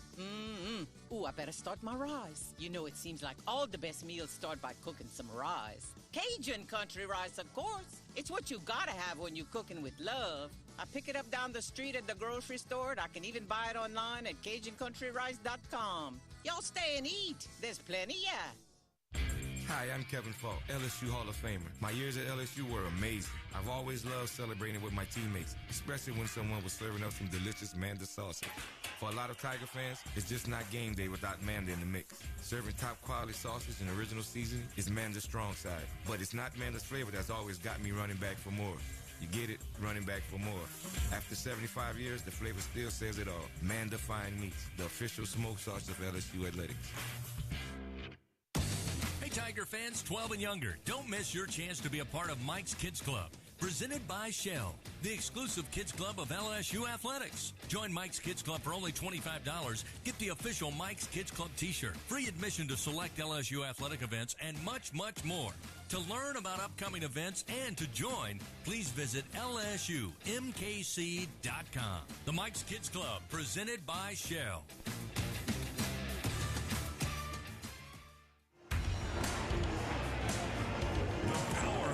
Of college baseball LSU Sports Radio Network. We head to the top of the ninth in game one of this series. What a battle it has been on the diamond. LSU leads by 3, 5-2. As Tennessee comes to the plate, 5, 6, and 7. Dickey, Inslee, and Driley due up. Garrett Edwards on the mound, trying to close it up for the Tigers. First pitch, there's a strike. Fastball in, it's 0-1.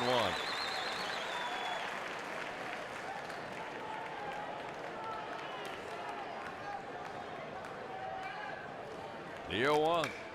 Oh boy. Hit to right field. Stan. Kling going back. And he's at the track and he's got it. Stays in the park. Long ride. But 1 down, 2 to go for the Fighting Tigers of LSU. Well, that's what you're looking for.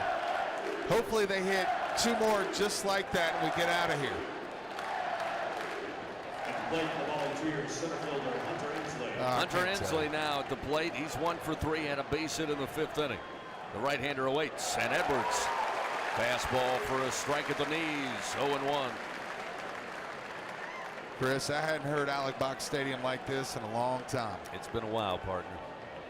Here's the 0-1. Fouled out of play right side. Edwards ahead, 0-2.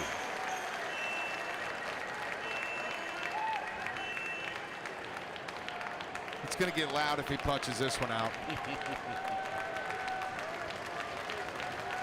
Edwards fires. Got him to go. Did he go? Oh! They appeal to first, and Brian Hale says no. If he'd have hit it, it'd have been a double. Oh, he went. Come on, let's go. My goodness. 1 ball, 2 strikes. Edwards delivers.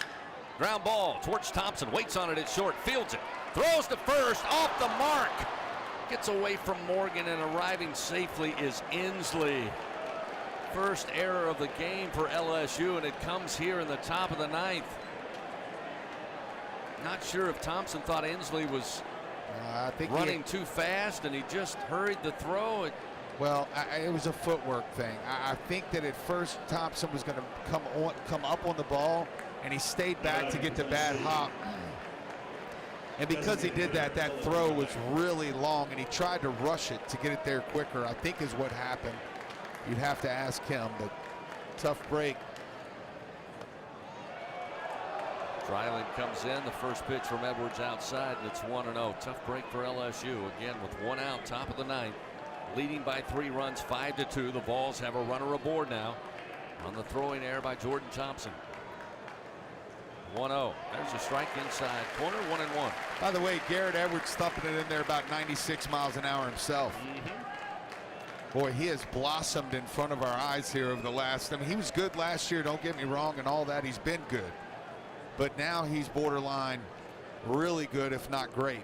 1-1. Sharply hit foul down the first base line. And Edwards again ahead, 1-2 with 1 out, top of the 9th.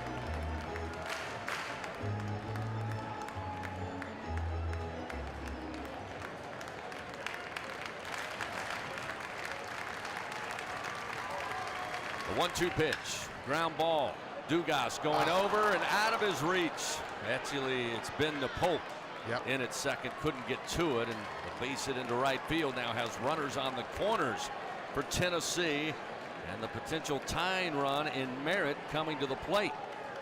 And let's see, Tony Vitello out there now. Let's see if he's going to go to a pinch hitter. Yeah, probably so, because Merritt has 3 strikeouts tonight, and this is a big fellow that he's going to pinch hit for him. Tavares Tears. Yeah. Tears will pick up a bat, a redshirt freshman out of Lewisburg, Tennessee. And Jay Johnson now going to call for time and go out to the mound. Tears hitting .440 on the year. He's 11 for 25. He has 4 starts. He's hit 5 doubles and a homer. Will Herring still getting loose down there. It looks like Tears is a right-handed hitter. Well, no, it doesn't actually. It looks like he's a left-handed hitter. So will Jay Johnson use this team timeout to let Will Herring get loose and bring the lefty into the game to face the left-handed hitting Tears. It's never easy, Chris. It's never easy in the 9th inning. So Jay Johnson going to leave Edwards out there, and again, Tears will bat from the left side. Pitch hitting for Tennessee, number 21. So runners on the corners, 1 out here. Top of the 9th. It's a 5-2 LSU lead.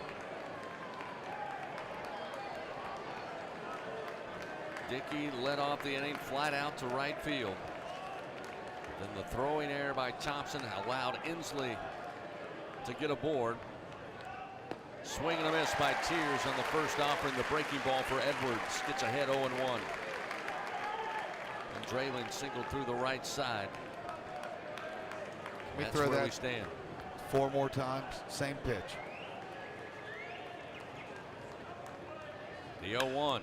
Down the line, but foul just out of the reach of Morgan, diving right at the first base line. Luckily, it's foul. It's 0-2. That was the same pitch, but that was up in the strike zone. Come back with the first pitch that you threw, and we'll have 2 outs here with 1 to go. But you have to bury this pitch. You've got to trust Milazzo. The 0-2 pitch. Swing and a miss. Tears down on strike.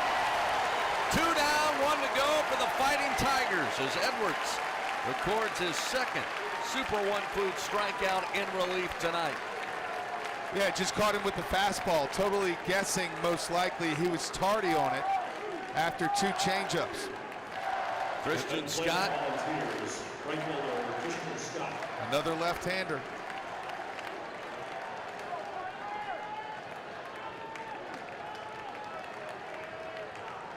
So with 2 down, runners on the corners, and the Tigers leading 5-2 here in the top of the 9th.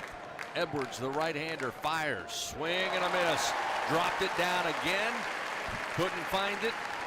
Scott behind 0-1.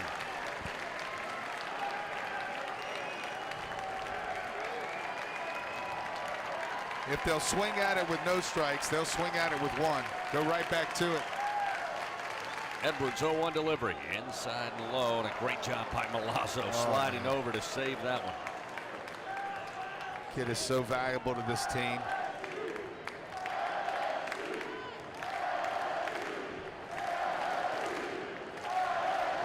Two down, top of the 9th inning. LSU trying to take game 1 of this 3-game set. They lead 5-2. Volunteers with runners first and third.